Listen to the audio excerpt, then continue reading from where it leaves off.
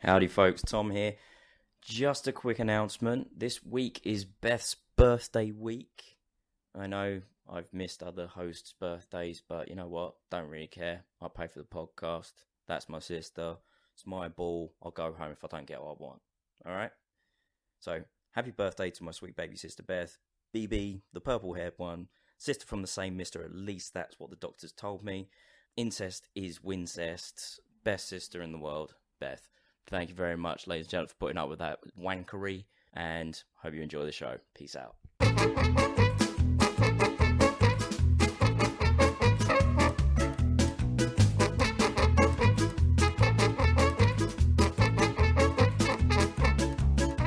So once again, members of the House, I urge you reconsider all the evidence you've heard here and heard before. This is a very serious and pressing issue.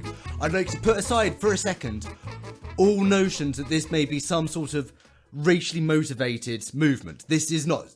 Ladies and gentlemen of the House, I cannot stress enough how serious a threat to our very well-being, our very way of life, that this clear and present danger poses. Can I finish? Can I finish? Please, ladies and gentlemen, can I finish?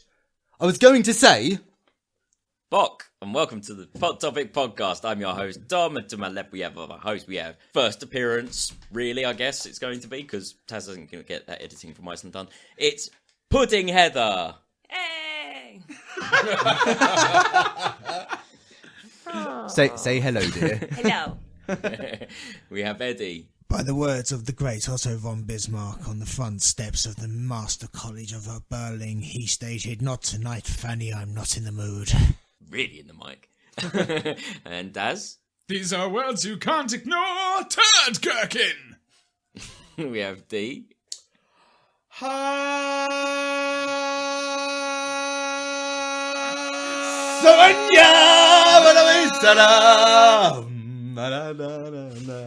Racist. And Taran.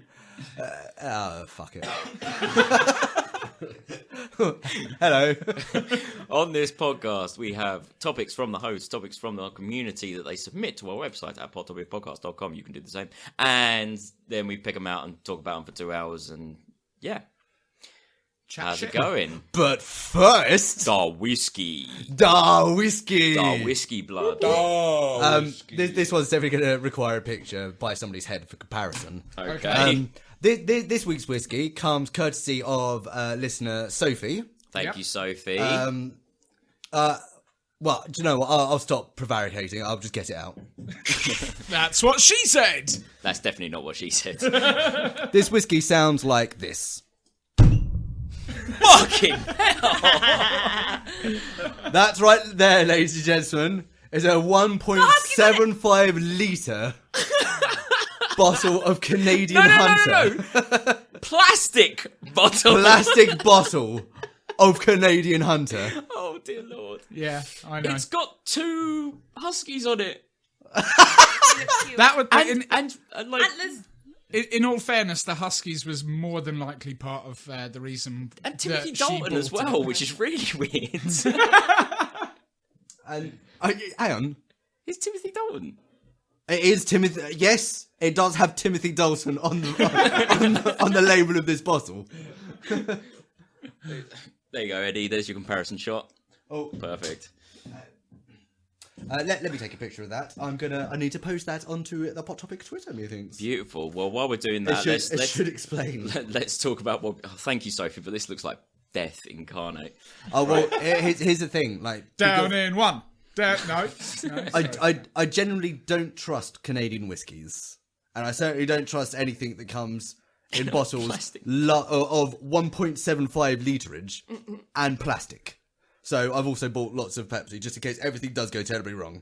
Oh, it's going to go terribly wrong. But I'm sure it'll be fine. What's the worst thing is my drink's just running out, so that's all I'm going to be drinking during this recording as well. So One second, Tom, can I just get a picture of this Hang on 2 with seconds. it by your head?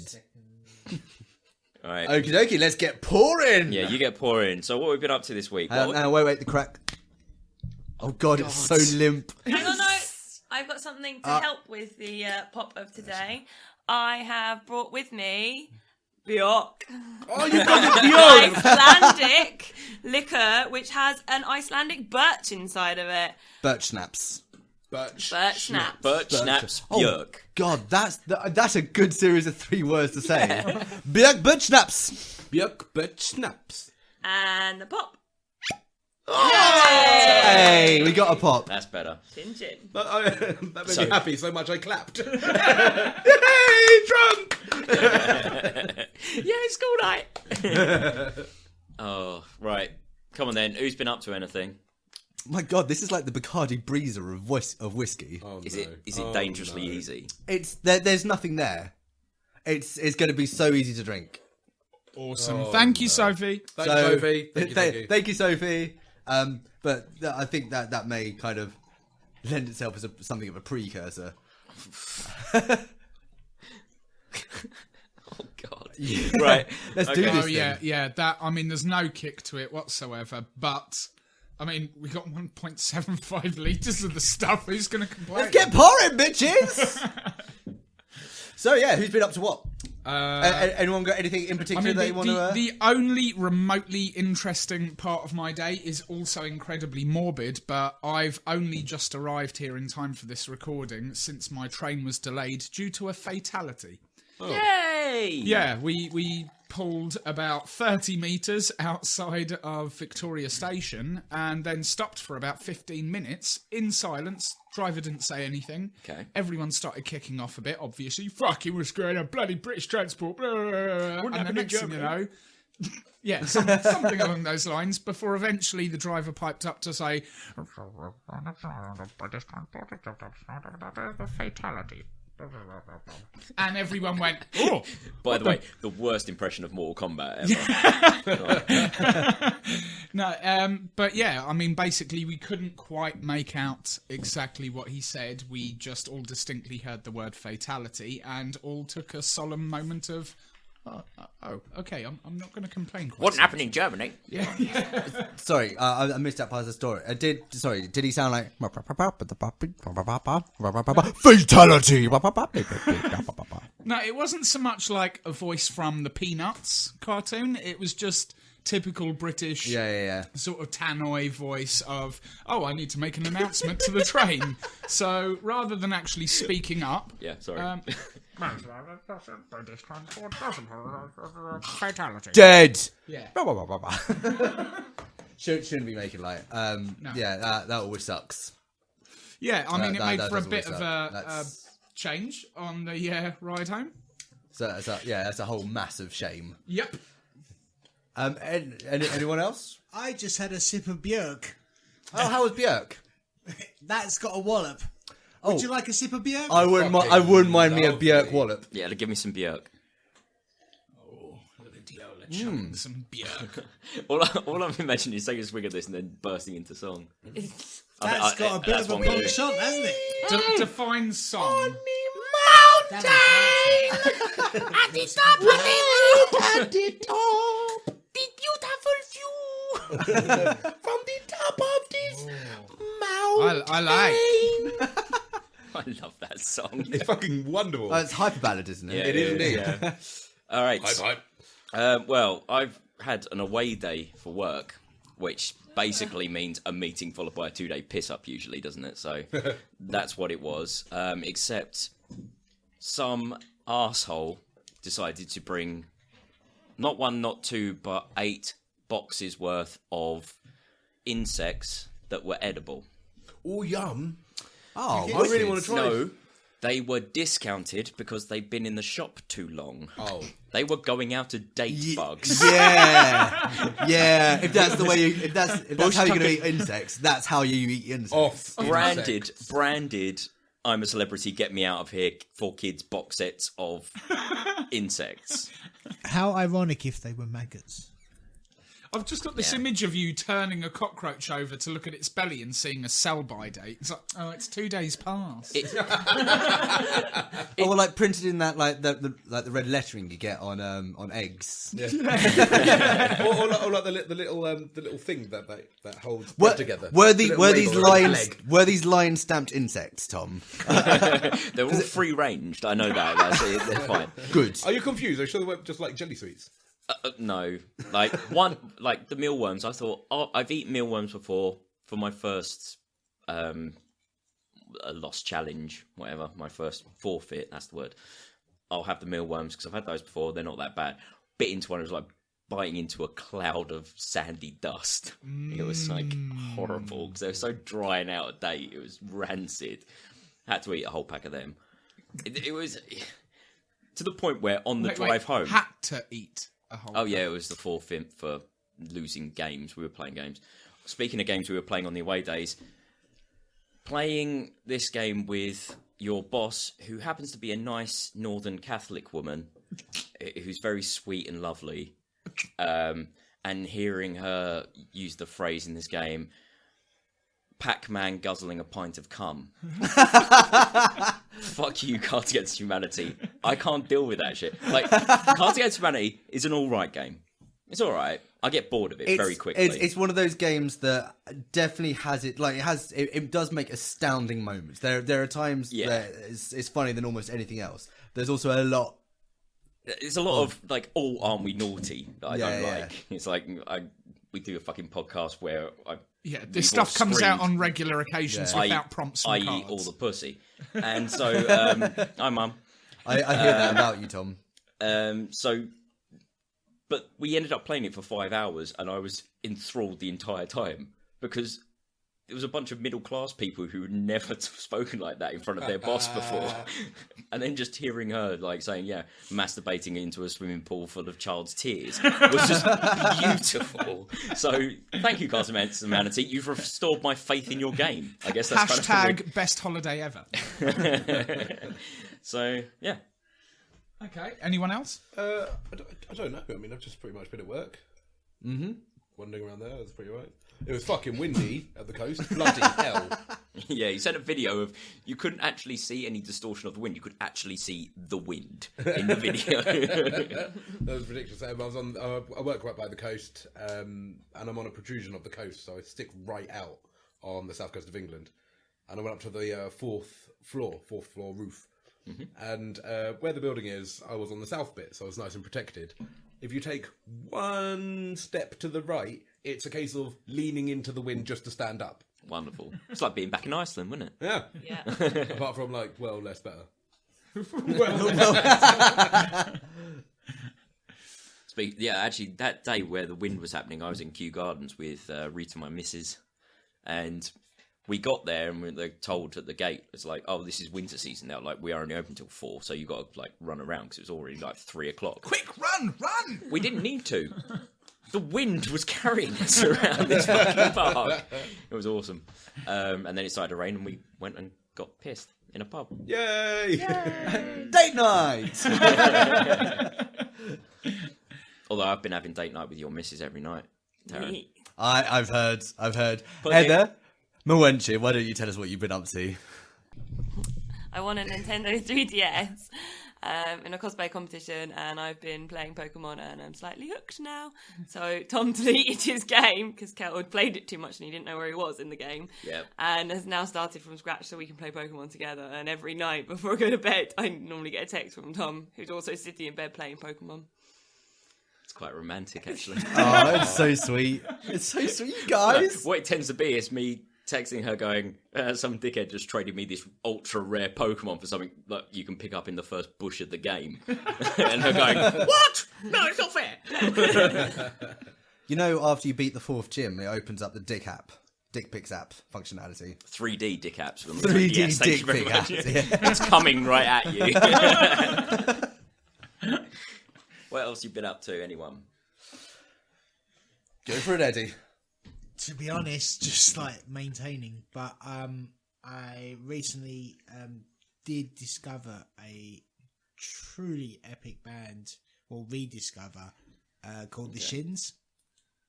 don't think I've ever heard them. They're quite tranquil and mellow, but I was really into them for a really brief period in the late 90s, and I've just been like, and then, you know, when that kind of leads your train of thought through, so then you start going, what other, like, niche one-album bands did I really like for a short period of time? So I've basically gone on a weekend bender of, like, Semisonic. Oh, fucking hell, really? Yeah, Reef. Reef? Yeah. Like just some really weird, but some of them actually great music, and then just ended up listening to Fatboy Slim for like the last 4 days straight. Not bad at all. My life in music. Fair enough. One thing I can't wait for is for you and I, Tom, to be living together, because I need to play me some motherfucking Mario Maker. Oh dear Lord, that game is so much fun. Something I've been keeping up with, just been going in the background while I've been doing other stuff. Is I've been watching the ongoing feud between Giant Bomb's Dan Rikard and Patrick Klepek. Is it of One Up?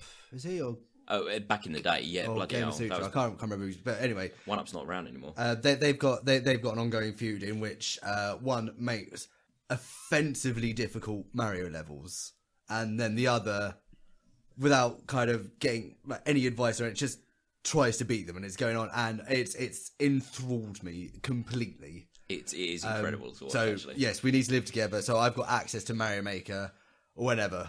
Yeah, I'll have to bring around my Wii U. I've been sort of party to some of his episodes where he's been watching this. And don't get me wrong, I love Mario. But my issue was always when it got to a point, no matter what the game, where I just could not figure out the puzzle to get through a particular level. That was it. I won at Mario to a certain stage. I would never complete it, but I got to a certain level. Watching Mario Maker being played on these levels, I'm just like, I'm watching take 39. Yeah, but that's the beauty, is if a level you can't complete, you just go, well, fuck it in the bin, I'm going to get another level. Well, I know it has that aspect of it, but when I'm watching these videos, obviously, is it Dan Rikard? Yeah, you've got to bear in mind. I've been watching these guys, been following them for a while. Yeah, it's also personality there that we're enjoying. It's so. I mean, there's that has been going on. Thank you. Can I have my words back, please? Some of the videos of the guys that have made the levels for him to try out, because I've only watched one or two that you've put like the community made ones where those someone's a chat room of people making suggestions while they build them, because that was my point. Like, watching some of the guys sit there for like 25 minutes on a tiny segment and thinking, like, how can we just make this impossibly hard? And then someone going, we've had a suggestion from Mario Maker 112 username 5-B. He says, why not add this in? And then you just hear all three of them go, yeah, that'll really fuck him over. Fair play. It is awesome. I love that hard, though. I love that hard. Sorry? In video games, like Super Meat Boy. I love it hard. I eat all the pussy. Banana juice. Oh, bringing back all the memes. Hello, Mum. Hey, baby. I like that hard thing Joe in Gilbert. video games. Hey! One day we'll explain that. In Mummy we trust. Cool. I suppose the other thing I've done this week is I've finished my first draft. I'm going to send off a letter to Super the Hardest. I want to send them some copies of my book. Yeah. Just because they've done on their podcast or sort of with their setup, they've done the Zombusical, which is a musical about zombies, which I really enjoyed. And they've got a film that's yet to come out called Attack of the Psychedelic Zombies Man, which I know is going to be just as entertaining. And as there are as there are zombies in my book, that's Walking Out, a post-urban legend by Taron Warmore. And your Facebook is www.facebook.com/Taron Warmore Books. That's TAINWILMRE Books. Booyah. You got that nailed. Get in there. I don't think I could do that with my name. I'd get stumbled. Try it.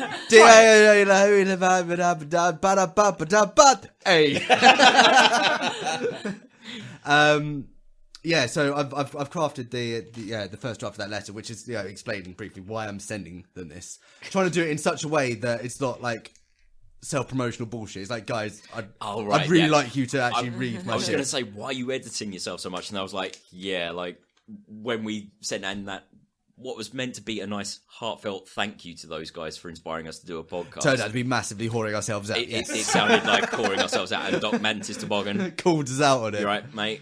You definitely called us out on it, and it was like not intended, but it was well intended. So, so yeah, that's the first part of the letter. The second part of the letter is a poo crime. It's the poo crime in the group, which I'm sure we'll tell the story at some point. It'll have to come up when both Darren and I are here. I won't I won't go into it now, but that's I'm sure that'll come up at some point. Shat my pants. Spoilers. And the other thing, You're a spoiler.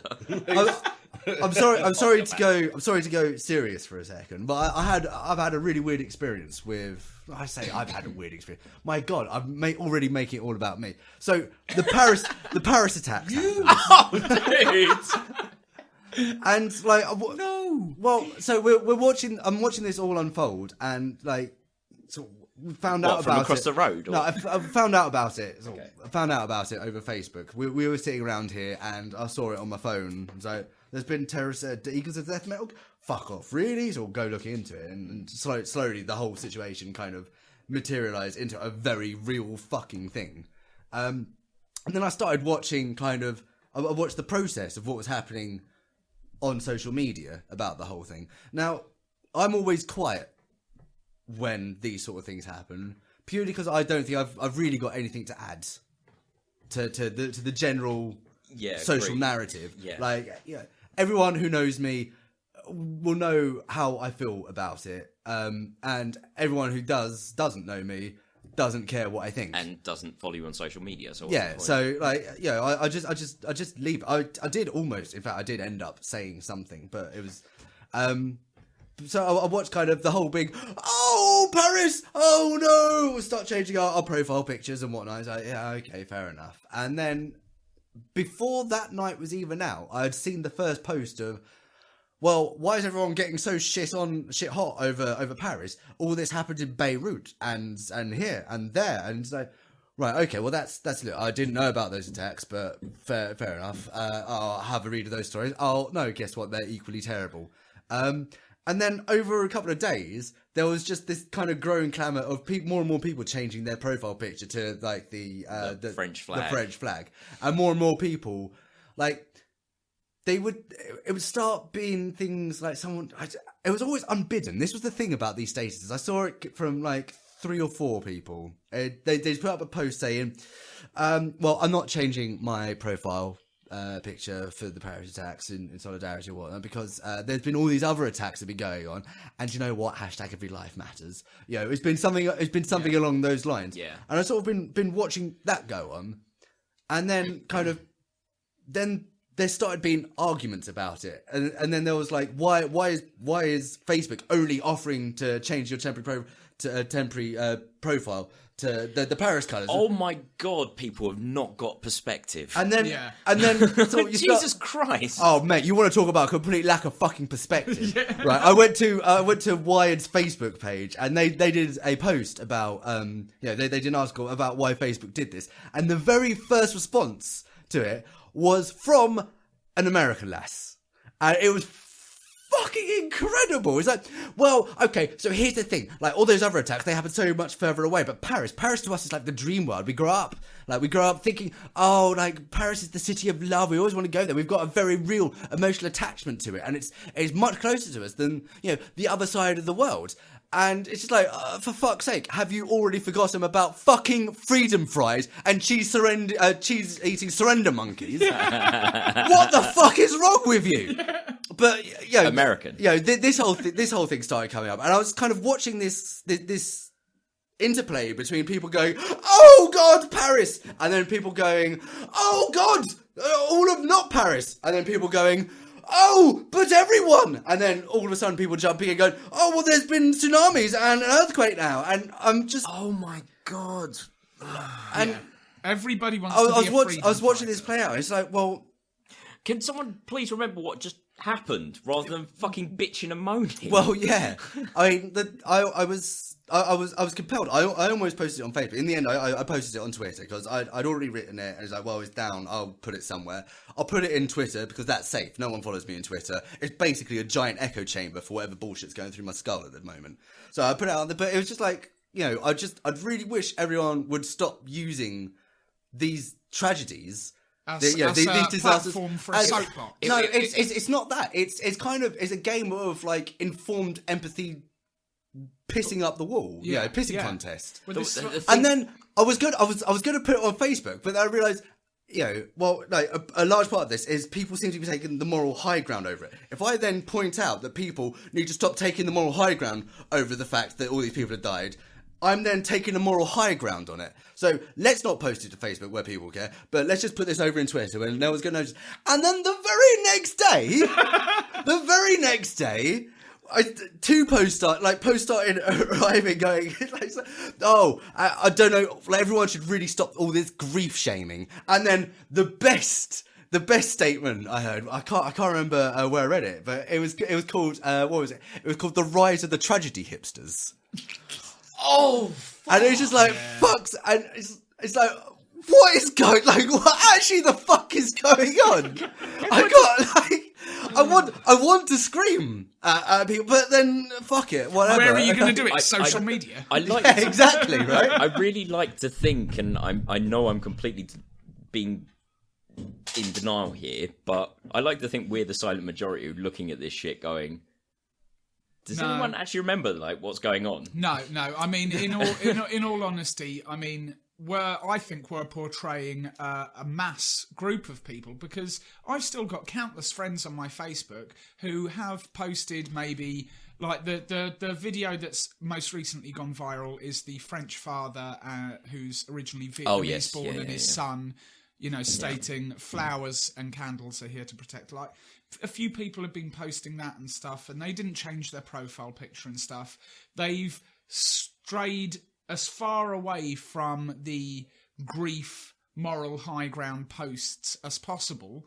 And then as soon as they latch onto something that is showing the humanity about it all and how we're all trying to deal with it in a solidarity sort of fashion, those are the ones that I pay attention to. I think I even went and found Angel Lee, which is the name of the dad, in that video. I found his profile picture on one of the comments and actually went onto his page, apologised for not being able to write the message to him in French, and just said, you're doing a great job as a father, and it's good that somebody can actually take this tragedy and paint some sort of...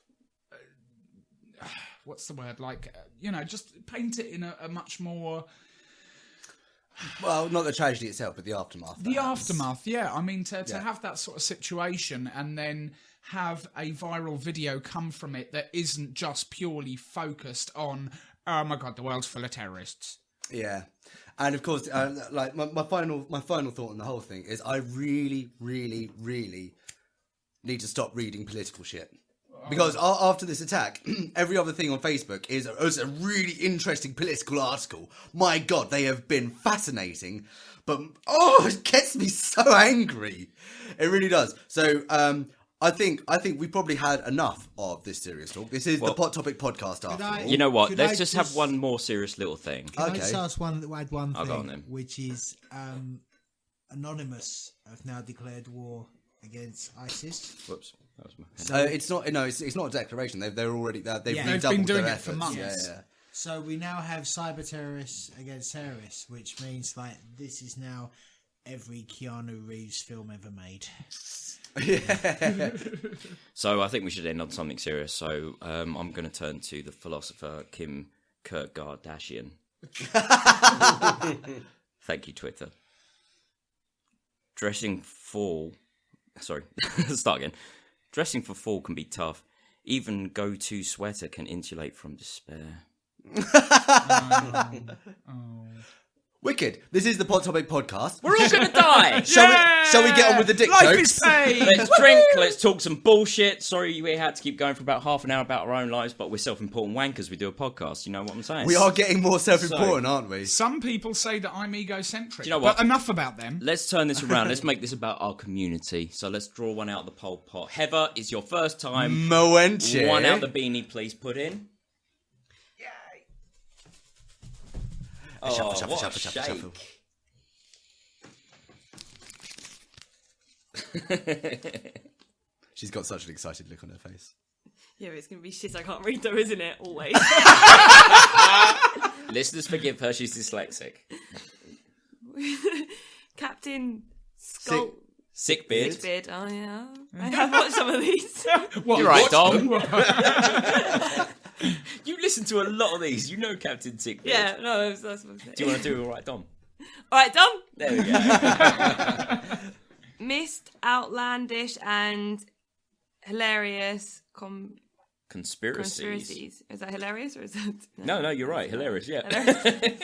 Oh, most outlandish and hilarious conspiracies. There we go. We kind of spoken Oh about yeah, this before. we've already done this. Mine is still my favourite. Is still the whole Obama was trying to sneak Ebola into America in order to weaken the populace so that they could storm in and take all their guns. I still really enjoy the Hollow Earth. Oh, yeah. I really like that. We need to steer away from this because we have talked about this before, so... Yes. That's a good thing, because I don't really pay attention to those. No, good. So, let's make some hilarious conspiracies up other than Kawaii Illuminati, which isn't made up. That is a true thing that we discovered. Absolutely. Like, it's all there, people. Giant squids are definitely the offspring of Cthulhu. Like, no shit. Well, let's go back into territory we've already done as well.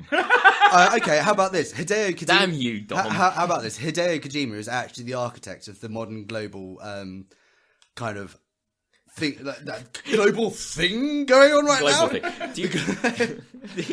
the kind of the global strife at the moment. He's the architect of it. Because if you go back over his games, you're going to see a lot of startling comparisons between the war economy going on in the Middle East now and that of Metal Gear Solid 4. Well, Shameless plug. I would agree with you, except 3, sorry. a dude with a monkey who drinks soda and smokes cigarettes doesn't turn up every 30 minutes to sell me guns. That you've seen. Mate, you're not hanging out in the right parts of town. Bootsy, I think I got all my guns. Bootsy, can I get some guns? Yeah, baby. 9mm, motherfunker. In 1973, the CIA created an island just off the coast of Africa where they were looking to repopulate the entire planet's animal life by using hybrids and clones. So the idea was that if they ever needed to nuke another country, they could then save the resources, but they couldn't obviously take the exact creature, so they had to breed it into other creatures. They call this Operation Madagascar, and it's been going on for quite some time. Fuck's sake. Well played, sir. Well played. It's not a shrew, but it looks like a shrew. I've actually heard that light bulbs don't actually emit light; they suck up shadows. Yeah. I like that one. Think about it. Think about it, yeah? Follow the money, people. Sheep will wake up. How many shadows are in this room now, Thomas? Only the ones that are behind you. Let's ask Kim Kardashian. Kierkegaard. I can't remember what he's called. Kirky Kardashian? That's the one. What we're all missing here is whenever we talk about conspiracies, needs to be Hal with hashtag chemtrails. Yeah, he does use that one a lot. Yeah. It's a Because Halism. he is actually just a Massive conspiracy. apparition. I don't know. To be honest, I think most conspiracy theories are ludicrous. There are very few I feel that kind of operate within the realms of reason. Well, that's why they're called conspiracy theories. Some of the shit surrounding 9/11, it's like that. As conspiracy theories go, so long as you like avoid all the numerology bullshit, there's some stuff there that's kind of That's well dodged. See, what you're forgetting with a lot of that is a lot of physics as well.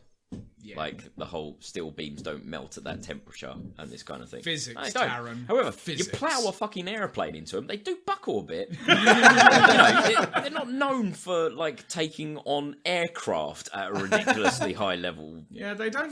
They don't test that, do they? No. It's stupid, isn't it? Though. Yeah. Why don't they test it? Like crash a few more planes into a few more buildings and learn. No, that's horrible. That's not that joke right there. And now we found the moral compass. That's Tom's mark. Don't cross it. I heard a conspiracy while I was in LA that was about this person thought that the reason that the education is so expensive in America is because the government don't want the Americans to be smart.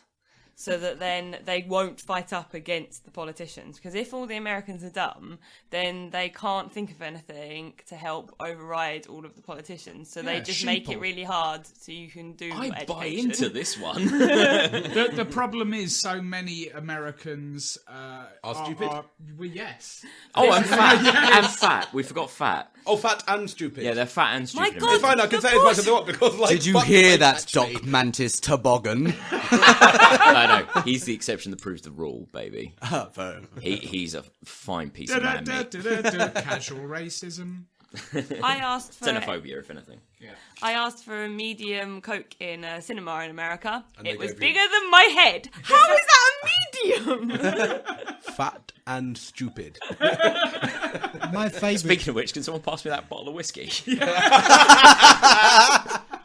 My favourite actual conspiracy theory, though, it has to be the Hollywood Whackers. The Hollywood Whackers? Oh, go on. What's that? Yeah, you know Randy Quaid? Oh, yes. He Not personally. lost his shit, apparently, but he applied for... Jesus, Tom. He There's applied... a litre and 3/4 there.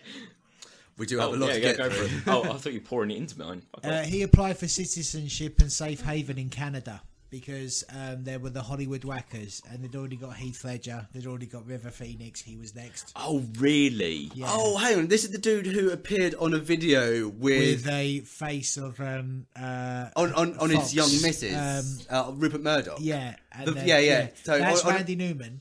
Oh, that was Randy. You'd know him, not Randy Newman, Randy Quaid. Yeah. You'd know him from Independence Day. Yes, yeah. He's just acting a little irrationally, but he's 100% convinced that there's a Hollywood hit squad whacking actors, and he's on that list. It's about time you got to him then. Because when you think of the greats like Heath Ledger, River Phoenix, Randy Quaid. Yeah, no, he's right there with like Brandon Lee, isn't Dennis he? isn't even above him. To be fair, when you start forcing your young mistress to wear a Rupert Murdoch mask and then dry hump her on camera to try and make a point, God, that's hot. It's I don't think he forced her. I think she was into it. Blah, blah, blah, blah, blah. Sorry, I'm just filling up my drink. Oh, this is going to be just the most disgusting episode ever, isn't it? Well, I mean, Yeah. I'm choosing to avoid. Thank you, Coke for Sophie. this. But Yeah. you're drinking both the snaps and the whiskey. Oh, yeah, together definitely in some one Dior. glass. Mix Give me the some two. Dior. It has a bit more of a kick. Okay, so Although I kind of don't want to ruin that. That really is It's really, really quite Even though I tasty. hate Bjork the singer, I love the Shut drink. up! but she lives on a mountain at the top. The beautiful shoe. Thank you, Captain Sickbeard. We've kind of already done this topic, so I'm going to speed it on. Yep. So, Yep, fair enough. next one from the host, Eddie. Please, mate. They should probably hire up and invent aircraft repellent steel. Aerophobic. And the wiener is... Oh, it's a long one. Okay. Diola. You have the choice to either be able to fly with no repercussions of altitude or be able to swim and breathe underwater with no repercussions of pressure or predatory animals. Which do you choose? Man, you overthought this one. Right. So do you want me to explain that a bit more? So with being able to fly without any repercussions, I mean you can go as high as the top of the atmosphere with still being able to breathe, still not freezing, blah, blah, blah, blah. Fly kind of like Superman style. Yeah. Or be able to swim with no repercussions, be able to breathe, blah, blah, blah, blah, blah, without getting eaten or anything. I've Swim. written in my notebook, fly no rules, swim no rules. Good lad. Totally swim. Totally swim. Yeah, because if there's no repercussions, we've not or of pressure, we've not explored the seabed. This is my thinking. I don't know, because that's exactly why I'd like to swim. But I really would like to fucking fly. Why does your flying power stop as soon as you touch water? Because then you become a penguin. Because then you become swimming. Because, Tom, it's a question. Shut up and answer. All right. Okay. God, I'm Ryan It's Scott called of the this penguin podcast. paradox. Everyone needs one. I'm going to go flying just purely because, yeah, you could go swim at the bottom of the ocean. Amazing, of course. However, you could fly fucking anywhere else. Yeah. That's the thing, and you could go and see the edge of space. You could I swim could fly anywhere through else. the sun. Fuck that. I wouldn't walk anymore. I yeah. probably wouldn't sit down. I'd never need a chair. I would never use a door ever again. It's out the window every fucking time. Why if there's no windows? Then I'll make one. All right? Then I will make a window pudding. So you're going to go out the door, go to B&Q, I didn't have an buy a answer, lid. did I? Where would you fly? First. Around the rings of Uranus. Saturn. Awesome. No, Yeah. I thought you said the I had age to of think the... about which I one did say edge of space, but we shall elaborate. I You do. mean change? I do completely agree with Eddie in the fact that swimming, completely unencumbered by restrictions from either sharks or any other predators that aren't there, like definitely, I would love to be able to explore that sort of mystery beneath the ocean. But flight, I think, much like a mass majority of the world, has always been a dream and a fantasy for people. So it's Definitely. purely selfish reasons, but You I would wanna choose be flight. Superman. Oh yeah, I would well dress up. I would be the first one. I'd grab Heather.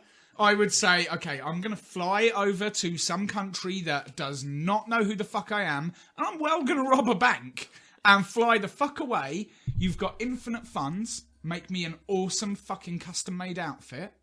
And then please let me just piss off around the world while dressed as Superman. I could be a flying predator. As long as you I had that can't help but feel you misunderstood those comics if you think being Superman's robbing a bank in another country.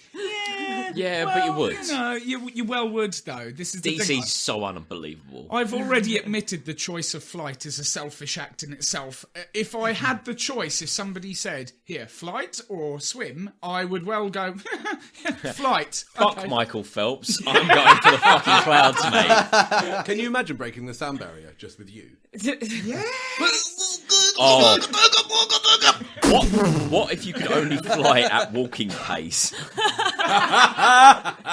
That would still be wicked. Yeah, because humanity has always struggled to be lazier. It's the reason why we invented the washing machine. Like, there is no reason for the Hoover to exist apart from we're bone idle and we want to sit down and watch the fucking telly. So flight would be amazing because it would take away the need for walking. And shoes. I am going to be on the first spaceship out of this planet to the Wally future and sit in my chair, watch the TV and get fat like a motherfucker. There we go. Drink cupcakes. Hope that answered your question, D. Better than I could have imagined. I'm drunk. I quite like the idea, like in flying, that every time I was surprised or outraged about something, when I went, "What?" I just suddenly float 6 inches higher in the air. It's like when you scuba dive and you breathe heavily and you just suddenly sink. Or is it raised? No, you go up if you breathe very heavily. Yeah, buoyancy. Yeah. Yeah. So, yeah, that's Physics, Tom. Physics. Physics. Could I ask, with no restrictions, is your eyesight unencumbered? Yes, eyesight would be unencumbered. Because Is my dick huge? no, I said eyesight's unencumbered. Yeah, the thing is, you don't really need a kill underwater if you've got arms. But I would absolutely adore seeing a blue whale, like Wouldn't it be fantastic and swim next face to to it? face, like just passing me, see that eye, see that mouth. So That's a weird thing to focus on. Is it sperm whales that have vaginas about the size of a bus? No, it's that's my blue ex-girlfriend.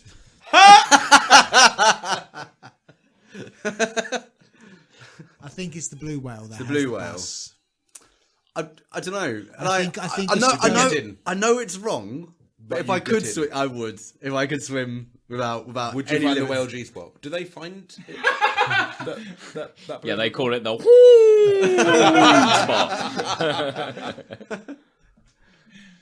spot. Plus also, I would definitely get in. face to face with Cthulhu. I'm sorry, this is just reminding me. I may have to do this. I just found a link to put your friend's face on a butt plug. Oh, yes. Okay, we're going to do that. Right. Yeah. I would pick swimming because I've always dreamed of being a mermaid, and that would be fucking awesome! But flying would be cool, but being a fucking mermaid. I'd basically be a mermaid, and I can swim around, pretend to be a mermaid. I can make myself a little mermaid tail, and then I can actually be a mermaid! Yes. You did. You just did a whole day in LA as Ariel, didn't you? Yes, it was fun. Oh my god, that'd be the best trick ever. You could kind of just go... I clearly got too excited. You could go to a Comic-Con as Ariel, only speak to you, don't admit you're Heather, just call yourself Ariel, and then just talk to people near a river and just go, bye! It wasn't cosplay, it was real life. Yeah.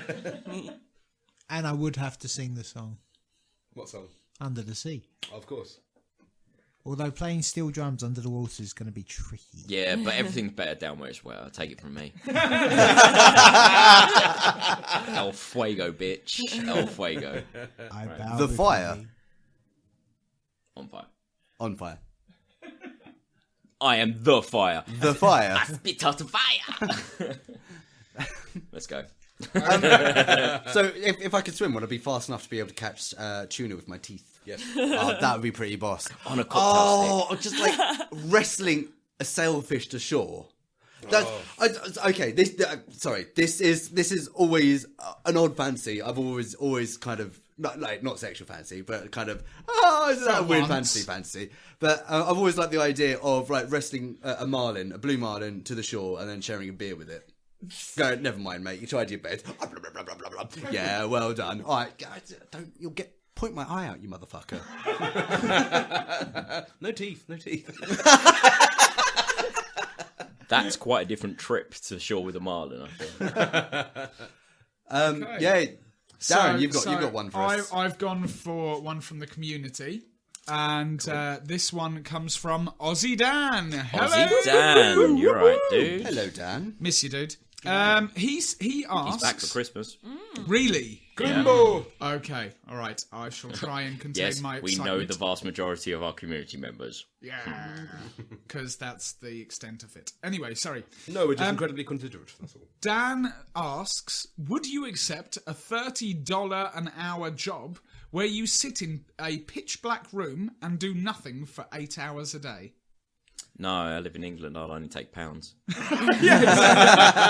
be fair, that was my first complaint, but I'm reading it as it is written. So, How much is that in our money? Australian $20 dollars. quid.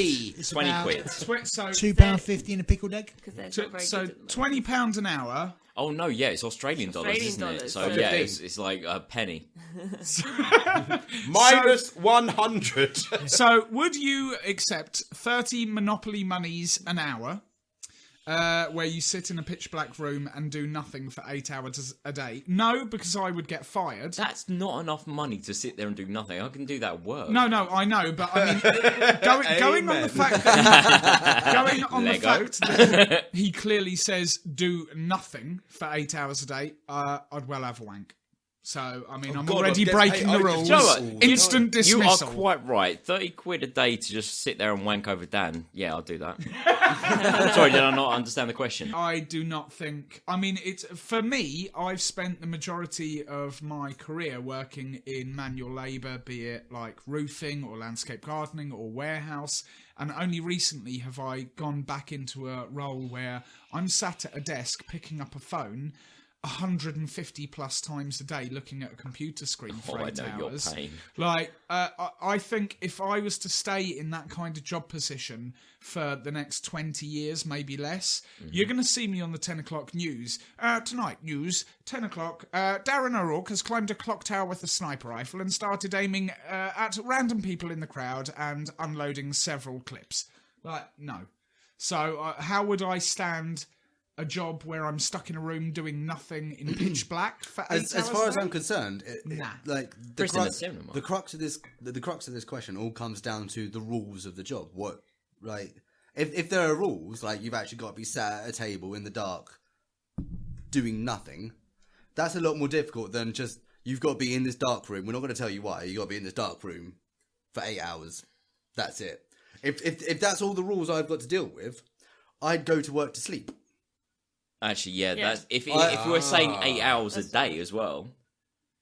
And then you're awake for the night. That's the best time of day. Yeah. Aussie Dan, you should know that. You've hung out with us. That's what I was going to say. Yeah, like if you can just sleep for the whole time, you could do whatever the fuck you wanted all night long, and then just sleep during the day. Let's rule that out. Let's rule that out. It's a proper day of work. You have to clock in, clock out, but they are monitoring you to make sure you're not asleep. Right, so it's a 9 to 5. No break. We're talking 8 hours straight. Right, got you. Where does Darren get a sniper rifle? When I'm dressed as Superman. Oh wait, that hasn't happened. Yes, it fucking has. I've seen you in a Superman outfit. No, you've seen me wearing several pieces of clothing that have the Superman emblem on. Ladies and gentlemen, this is the one man in my life that I know has left a Superman watch in a comic book store and had to ring up and say, "Have you found my Superman watch?" I think I left it there when I was buying my Superman mug. Which he's using this evening. You nerd. Like, it goes, Eddie nerd, Daz nerd, me. I'm just sexy, I'm normal. Number one! Yeah, but you're a cinephile as well. You're not just a comic book nerd. You're a what? Cinephile. Cinephile? Yeah, he did like... Oh, no, he files sins. I thought we're all cinephiles. For a second there, I thought he just mispronounced xenophile. Cinema paedophile. No, not really. He's just like, oh, you're not from where I am. I'm going to fuck you. So basically, Dan, I'm saying you're not offering enough money for me to sit in a room for 8 hours awake. That's the thing. If it's actually doing nothing, I don't know how long I'd last. I take minimum wage. At least. I suffer with boredom if like nothing happens for 3 minutes. You would come out knackered for being so bored. What's wrong with you? I'm the most entertaining person I know. None of you see most of this, but like, do you know what's also amazing about you is that you're so humble. Yeah. Externally, sorry, Taz, you were being modest. I'm sorry, Heather, I cut you up there. You were about to say the exact same, weren't you? Webs. Externally, I know I'm middling at best, but inside my head, like I just solid conversation most of the time, apart from when it's not. That gets pretty dark at the time. Taron Wilmore has the best conversations with himself. And you can find him at facebook.com/TARANWILMORE Bus. All registered at Bethlehem Hospital talking to himself. Or at Taz the Tam. Yeah, I don't know. I mean, I reckon I could probably get a lot of, if not writing, then story construction done. But you're not allowed to do No, anything. you're not. He says and do nothing in his for brain. 8 hours. Will you listen? No, Please. no. We are not quite at is it 1984 with the Brain Police? I don't know. Sorry, yeah, so they aren't in your head. So quite rightly, you could construct narrative in your brain and then write it down afterwards. Yeah, absolutely. I'd get fucking tons done, mate. I'd be all up in that. But I'd like to know like the history of the company I was doing it for. Oh god, it would suck if you had the Venga Bus in your head the entire time. And there's no like. Suck? It would be fantastic. Oh no. 8 hours. Oh, so wait, how many hours is it? So we're going the whole day. So it's probably more like 10 hours actually, without any kind of breaks or anything like that. So we say 10 hours.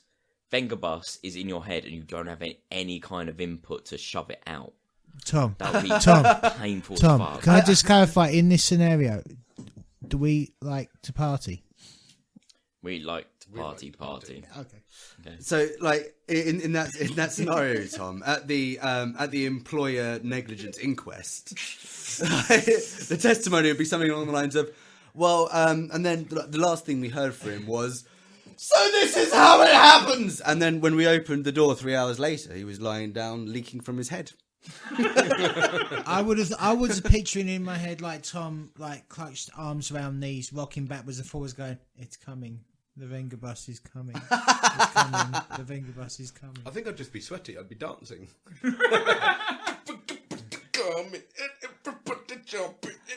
I hope they'd have Does night vision that cameras. constitute as nothing? Yeah, Aussie that's Dan, something. I couldn't do this. I've already thought of too many nightmares. I cannot do this. Yeah, I think, in all honesty, if I had to do that as a job, because, I mean, if we're going literally as what it's written down as a job, yeah, the first week, I would probably follow suit with Taran. After that, I'm just going to be so introspective, locked in a pitch black room for 8 hours a day. I'm going to drive myself insane thinking about all of the worst possible things in life. I don't think you've actually grasped the truly worst part of this, which is the most satisfying thing about a job is moaning about the job. You can never moan good about that point. job because you would literally be going, "Oh, what do you do?" "I do nothing." Like some blokes like, "I got screamed at by a customer for 30 minutes today." That sounds really entertaining. But you Tell just me go, about it. Nothing. Fin glwy mgwanaeth Venga Bus really wagnog for tugging. I like that. Right. Thank you, Aussie Dan. Let's go with the next one. So, who's next? Right, I have one here. There's no person who it's from, so it's a mystery caller. Was this from the Hot Pot? This is from Hot Pot. Okay, so it's one of the hosts. Probably me. The call's coming from in the house. At times you weren't drunk enough. Shit! Yeah, I've got. I remember this one. I've I got can't remember the this. story I had in mind.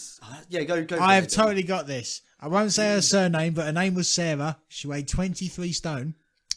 Oh, God. I got drunk in Freak, nightclub in Romford, and I kind of passed out, but I wasn't drunk enough to stay passed out. And while I was passed out, she decided to mount me. But yeah, so I woke up with this When girl. did we get into fat shaming? Did I miss a memo? Yeah. No. Yeah, sorry. It's we need to reflect on ourselves and say what's the worst thing about us. Fat. Thanks. Massive cock. Yeah. Was that to me? No, me. I thought you just turned to me and went, "Fat." No, not at all. Baby, you're beautiful. Wait, so that's your worst trait, Tom. Your worst trait is you think you've got Mate, I'm you perfect think you've got on a weight every issue other that you level. don't actually have. I'm perfect on every other level. I know that.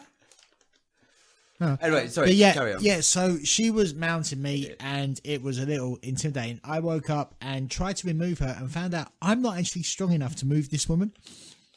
And so there was a part of me that was actually thinking, if only I'd had that other shot, I might have just passed out and woken up after she'd sodded off.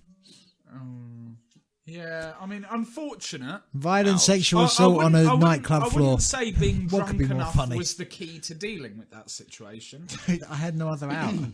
I mean, you could always headbutt a wall extremely No, hard no, if that's no. your- I'm actually out in the middle of the floor. Freak was a very relaxed club. You could have just like thrown a donut to the other side. I didn't have a donut. I was in a nightclub.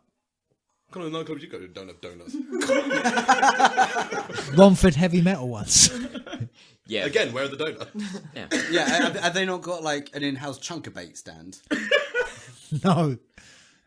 Fucking Essex. I'm trying, Yes, I was. I'm trying hard to think of a time I wasn't drunk enough, but I think for me, It's the Irish in you. No, I'm constantly drunk. just hook it up to my veins. I would suggest for you, Freya, and a bottle of chili sauce. Yeah. Oh God, no, that You can't hear it, listeners. He was well born in Ireland. Yeah, no, yeah, In it though, bro. In it though, fella, geezer came over to England, fucking sounded like an Irish Mickey Mouse. Hello there, how are you doing? My name's Darren. All right, how are you doing? Oh my God, do you curse? Yeah, no, it wasn't gonna last. Now I'm trying hard to think of a time when I wasn't drunk enough, but I think. Can we take the word enough off that sentence? I'm Well- trying to think of a time I wasn't drunk. Well, no. That's why we're friends. As in the fact that I think I take it to either end of the spectrum, because for a large portion of my life I didn't drink. You all, I mean, the majority of you remember. We've actually that. had stories on this podcast where we've said, no, Daz wasn't drinking back then. Yeah, exactly. So times I have gotten pissed as a fart. were equated to times when I, like Taz hinted at earlier, shat my pants. I think I take it to either end of the spectrum, but I don't think I've... You're either not drunk or you shit yourself. I think that tipping point, that tipping point between, shit, I'm in a situation where I should either be really drunk to justify the outcome that's about to ensue, or I'm drunk, Wait, I'm in a situation of shit. No. if you use being drunk as an excuse, everyone here sees through that. We've all been that drunk and not managed to shit ourselves. Thank you very much. So, other expletives. I basically think I'm struggling to find an answer for it because I can't think of a genuine situation where I felt like, do you know what, an extra bit of alcohol might have made this more bearable, other than being in a room at some random party where I just didn't really like the people I was with. But we've all had that. I'm going to say that's every time I come to a party here where I have to drive. Like, I don't like you enough to have to put up with you. So, no. I wish I could be drunk and then instantly sober up and drive. I've had a few situations, but it's probably just selfish that I can't be bothered to deal with the people I'm out with. Like, especially... yeah. For instance, at uni, meeting other people and they're boring. Yeah. Or the kind of people that are just like, I'm not really enjoying myself. And being drunk would definitely be better. For whatever reason, I haven't been able to be drunk. Those kind of times are the times that I have not been drunk enough to enjoy myself. That kind of borders on the Doug Stanhope thing of, I don't have a drinking problem, right? I'm an empty bottle collector. Like, we go. I've gone out, and I'm not relying on any of you to have a good time. I will get drunk, and I will have a good time. I don't have a drinking problem. I have a drinking solution. The final drinking solution. I've got. See, I can't. I'm sure I must have had a story in mind, or did I not? I think I just put it in when we had the times you were too drunk. So I think I just put it in as an opposite, like many episodes ago. This question. Looking back on it, I definitely know I've had the thought at some point, just looked at something on, I'm not drunk enough for this. If I know I've done this many times, the problem is, I think what I've then done is gone on and got really drunk. So I can't then remember the situations to recount. Yeah. Like, if I decide I'm not drunk enough, and what I should do is get really drunk, you'll find a way to get I'm drunk a enough. Fucking genius at it, mate. So By the way, sorry, on it. Dad, stop pissing in the glass. Do your flies up, man. Dad, it's going over the equipment. I often struggle with when I really... When I go out and I'm like, I really want to get really drunk tonight, I have a problem with not being able to get drunk enough to how drunk I want to be. But I haven't been drunk for ages. I want to get drunk tonight, and I won't get drunk no matter how much I drink. However, whenever I don't want to get drunk is always when I get drunk. So I know now that if I want to get drunk, I want to really want to get drunk, and then I get drunk. Tonight's episode is sponsored by confusing. That's what I have to do so much, though. She actually bottles doublethink. Yeah. Owelian double thing. It's like, well, if we've got to do this thing, so I've got to do exactly the opposite. I've got to make myself believe that absolutely, so that the thing I do want to happen will happen, even though I'm pretending that I don't. Yeah. Thank you. That's the problem. Your tipping point is such a minuscule axis. It is.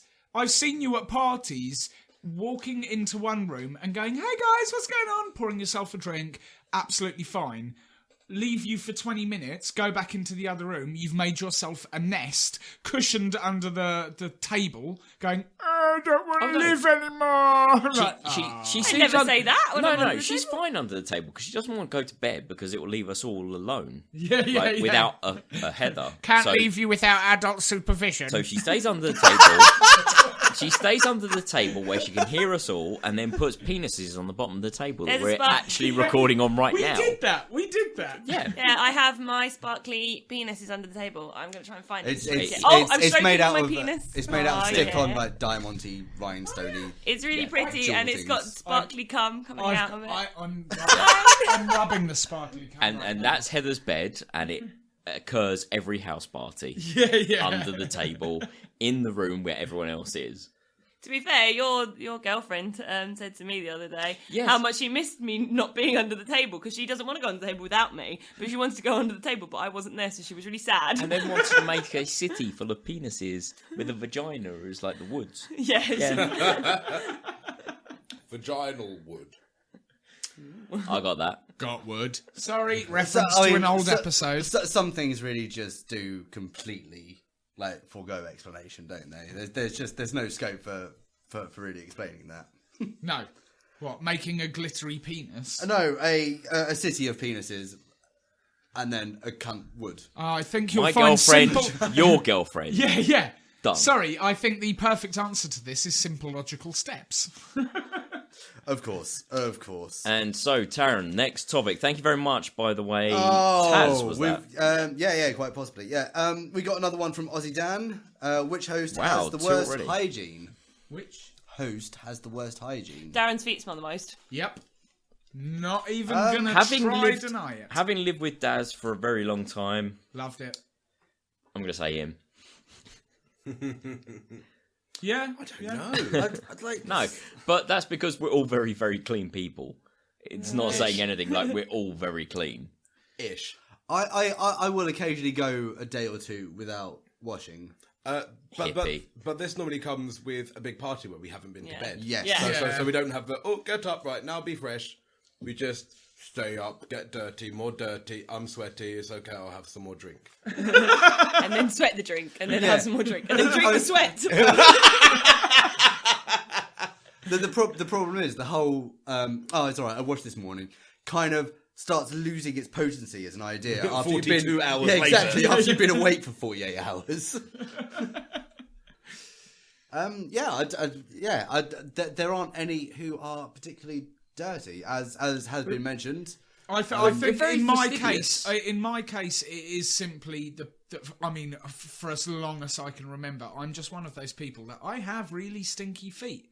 Like, you hear about various friends who they all know somebody who, if they take their shoes off, it's like, ugh.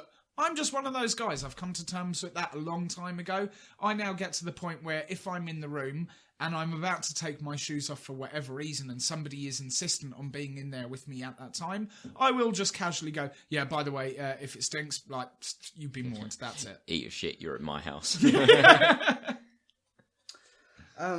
Yeah, unfortunately, we don't really have. I don't think we've really got a lot for the listeners on we're that one. fastidious. We're clean, motherfuckers. We clean. Although I actually, as I've already sort of brought up on a previous issue, I think the question was best insults. Is I have been described as someone who looks like they smell but don't. Yeah. I think probably get. Might get the vote after the smelly feet. Could I join you with that and say that I sound like I smell, but I don't?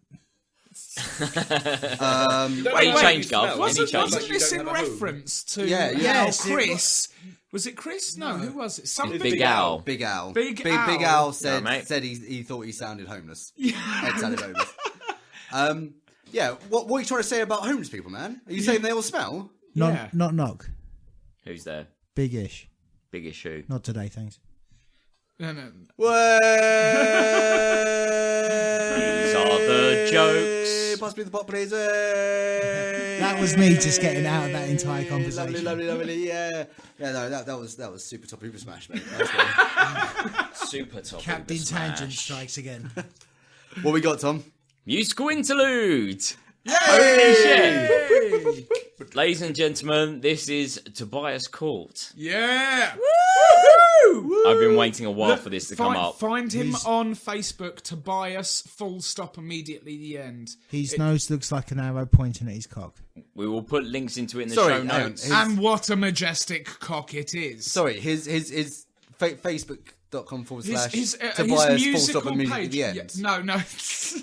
As in, I don't know why it seems to be so hard to find, but his musical page is Tobias full stop. Well, the reason As it's hard to in find is an because you actual described full it. stop, not- Tobias full stop. Yes. Well, the reason it's hard to find is Period, because if you you're just American. described it as Tobias full stop immediately the end. Yeah, true.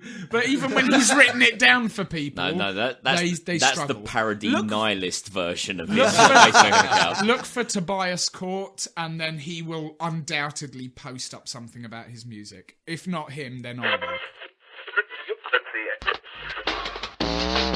This Sunday, Alexandra Palace, All-Star, All-Nighter, Goldie and Skibbity, Bob live on stage. Twisted Individual skins his mother for your entertainment blood. Here, Banana Juice FM, and they're all Tobias Court playing the dirty knuckle drum and bass track. The flood upon my feet. DJ Tasman, run the tune. So, I try to close my eyes, so I don't see what I realize.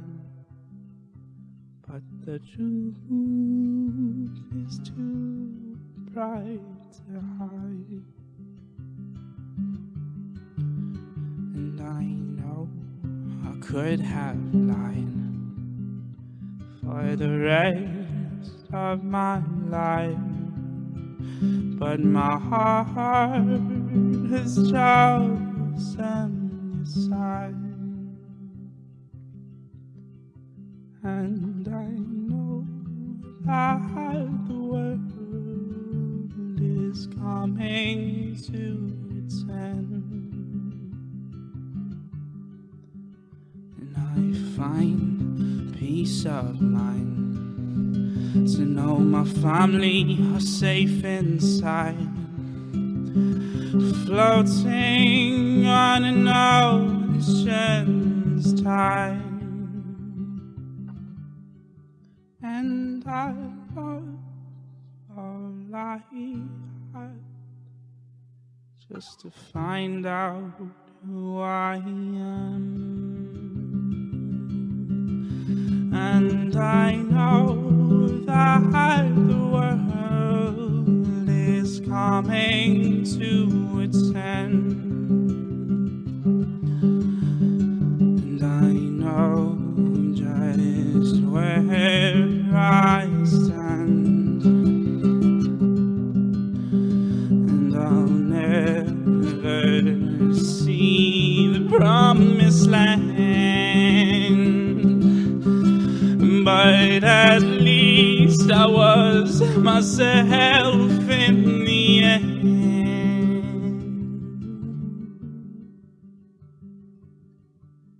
So I try close my eyes,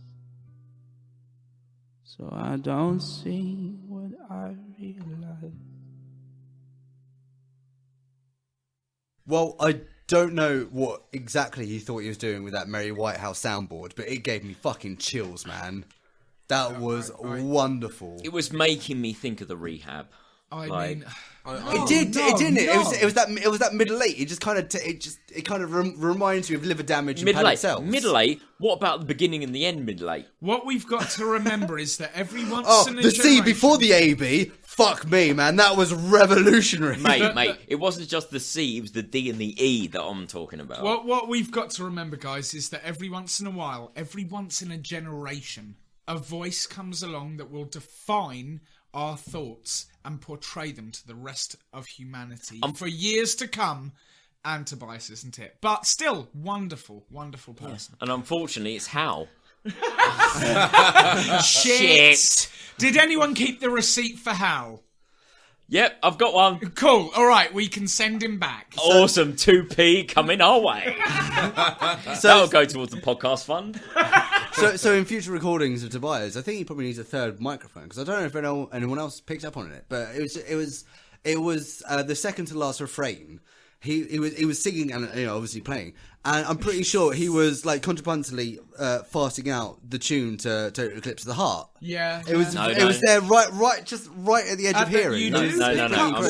We don't need a third microphone. We just need him to turn around. Done. Only every now and then. Well, I get a little bit. Heather, we've got one from the community, one from Pol Pot. How you doing, Pol Pot? It's from Captain Sickbeard. I'm fine, Tom. How are you? Get in the pit. This one is from Captain Sickbeard. You alright, Dom? It's simple. We Kill. kill the Bromley Batman. The Bromley Batman. It's simple. No, sorry. Come on, Ed, you know what is being quoted here. It's simple. We kill the Bromley Batman. I also, funny enough, know about the Bromley Batman via LA because the Bromley Batman turned up on Hollywood Babylon. Oh, really? Shit, really? Yeah, there's a dude, like, literally, I was sitting outside my workplace in Bromley and almost said it. And then I'm listening to Hollywood Babylon and they said, like, there's this dude who's, like, just sick of antisocial behaviour. So he's going out In Bromley, good luck to you, mate. He's going out in a biker jacket and a ski mask and just fucking shit up, and he's calling himself the Bromley Batman. No, what we call him is a fucking pikey like the rest of them. Going around shitting shit up. No. What Leather you've got, jacket, hoodie. It sounds like what you've everyone got else. to remember, if the Bromley Batman is the hero that this city needs, We're fucked. the reason that probably helped spawn this form of justice had to be the kind of guys that would go around to the public bins on Bromley High Street and see the deposit hole where you would throw away your chewing gum, and they simply scraped off the lettering that it simply says, "Oh my God, come." Yes, like what a moment of civic pride that was. Walking up the high street, every bin saying "come," arrow pointing down. Come. Yes, Bromley. Yes, mate. Do you know what the most amazing thing was? It took less than 24 hours for every bin in Bromley to say, deposit come here. Amazing. I love you, Bromley. That's why I will always consider this my home, despite never actually living and of course, it's just made kind of internet stardom a little more recently again, because there's been a picture going around saying these are the Christmas lights in Bromley. And it's two baubles and a candle that looks suspiciously like a cock and balls. And you know what? The holly leaf is on the right side for the pubic hair as well. It's fucking perfect. It's prickly. I love that the fact that picture came up, and someone that has stopped over here for a while had just kind of highlighted the people that live in the sawmill here in this house and just gone, guys, was this you? To which I responded, no comment. We can neither deny nor confirm. So the Bromley Batman. I've not heard of this. The only Batman in Bromley I've encountered before is Darren. We came back. We came back from a night at Cables. How many were you looking at a time? We came back from a night at Cable, and we got back here, and then some of them, some of the people went out to the local shops to get some beer once the shops opened and whatnot. Cable was open until 6 a.m. And I don't know. This might be the. It doesn't matter. When you came back, they were telling the stories like, "Oh, we were out. Rita fell over because she saw a dog. Yeah, there was Batman."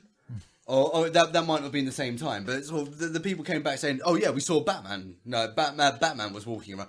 I then later, like a couple of weeks later, went to work, got talking to my mate Jody.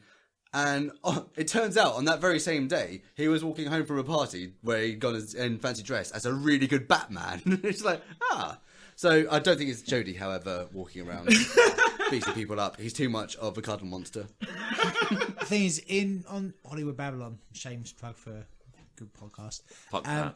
I love that. But they reference, like, there's one in Manchester. Yeah. That's like the gent.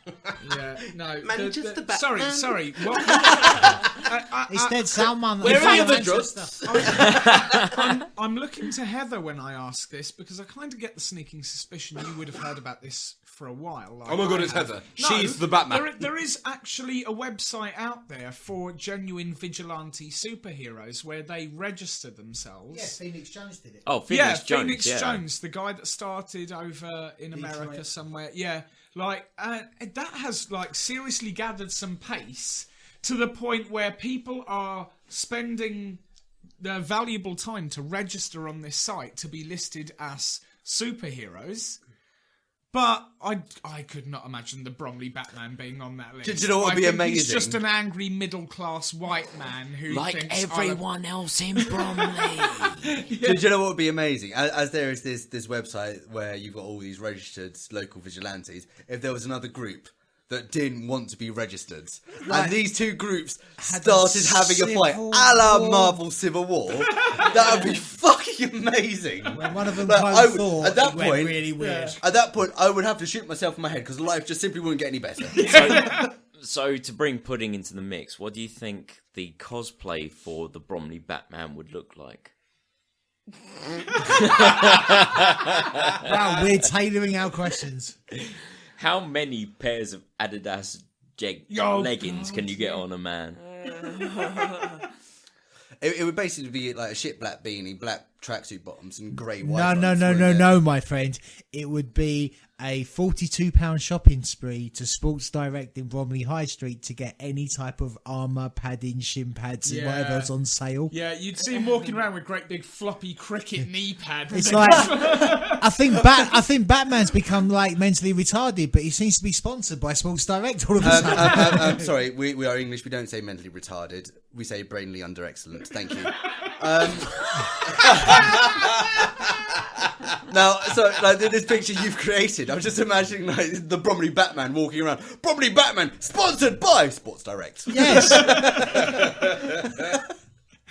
But you know he's on a 0 hours contract. So Heather, how would that I look? just made Daz spit a cigarette out in that one. Oi, shut up.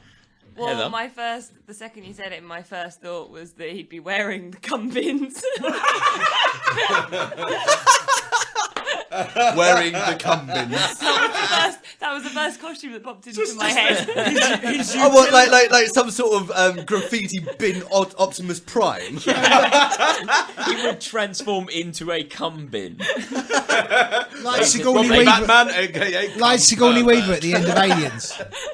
Oh God! I want to see his utility belt have an arrow pointing down to his crotch that should say gun, but instead just has it scratched off. Oh shit! Somebody's been at it again! God damn it! Do you wonder if Lovely. he gets sponsored by local businesses to like drop in their names during the banter?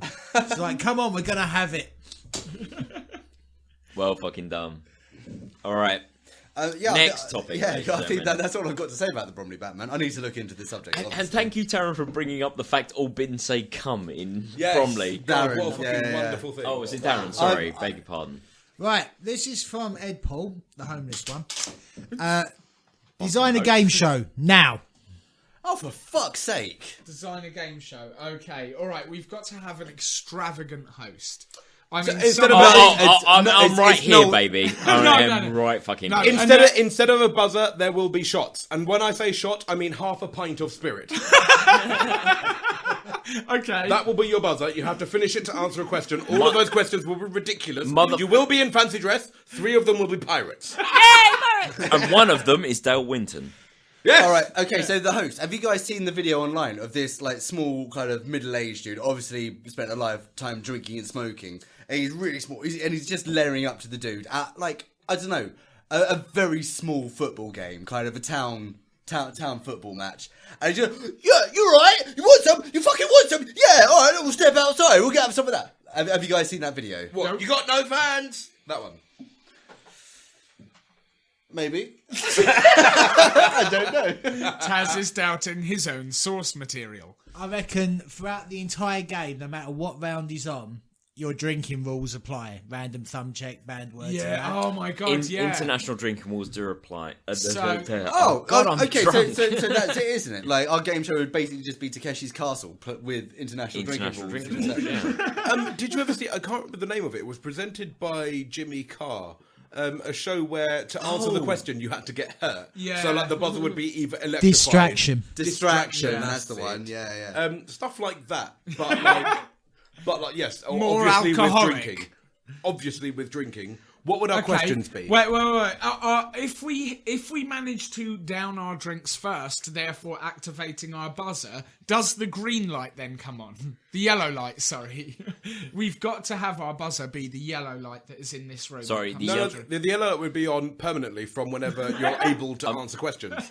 and your time starts now. Cue big bass music. If you haven't listened to previous episodes, the yellow light is the thing we put on when we get completely munted in a room. Yeah, when time is completely irrelevant and any decision is a bad decision, but we just don't give a fuck anymore. Yellow light goes on, there goes the weekend. That's the rule. Yeah. And the yellow light has ruined many of people to the point where Beth and Hal will no longer enjoy the yellow light being put on. However, I see it as my solace. Yeah. I was going to say, it used to be the yellow light goes on, there goes Beth's sanity.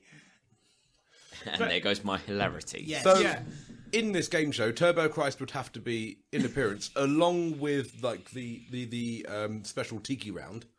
Yeah. With carnage. Actually, down 60 litres of carnage to win the day. Diola, I would say Team 1, Turbo Christ, Team 2, Tiki. Oh god, you got the Tiki files and the Turbo Christers. No, you've got right. The Turbo Christians, you mean? No. Just in my house. Yeah, thank you. just pronounce it Turbo Christians. No. It's the Jesuinnits.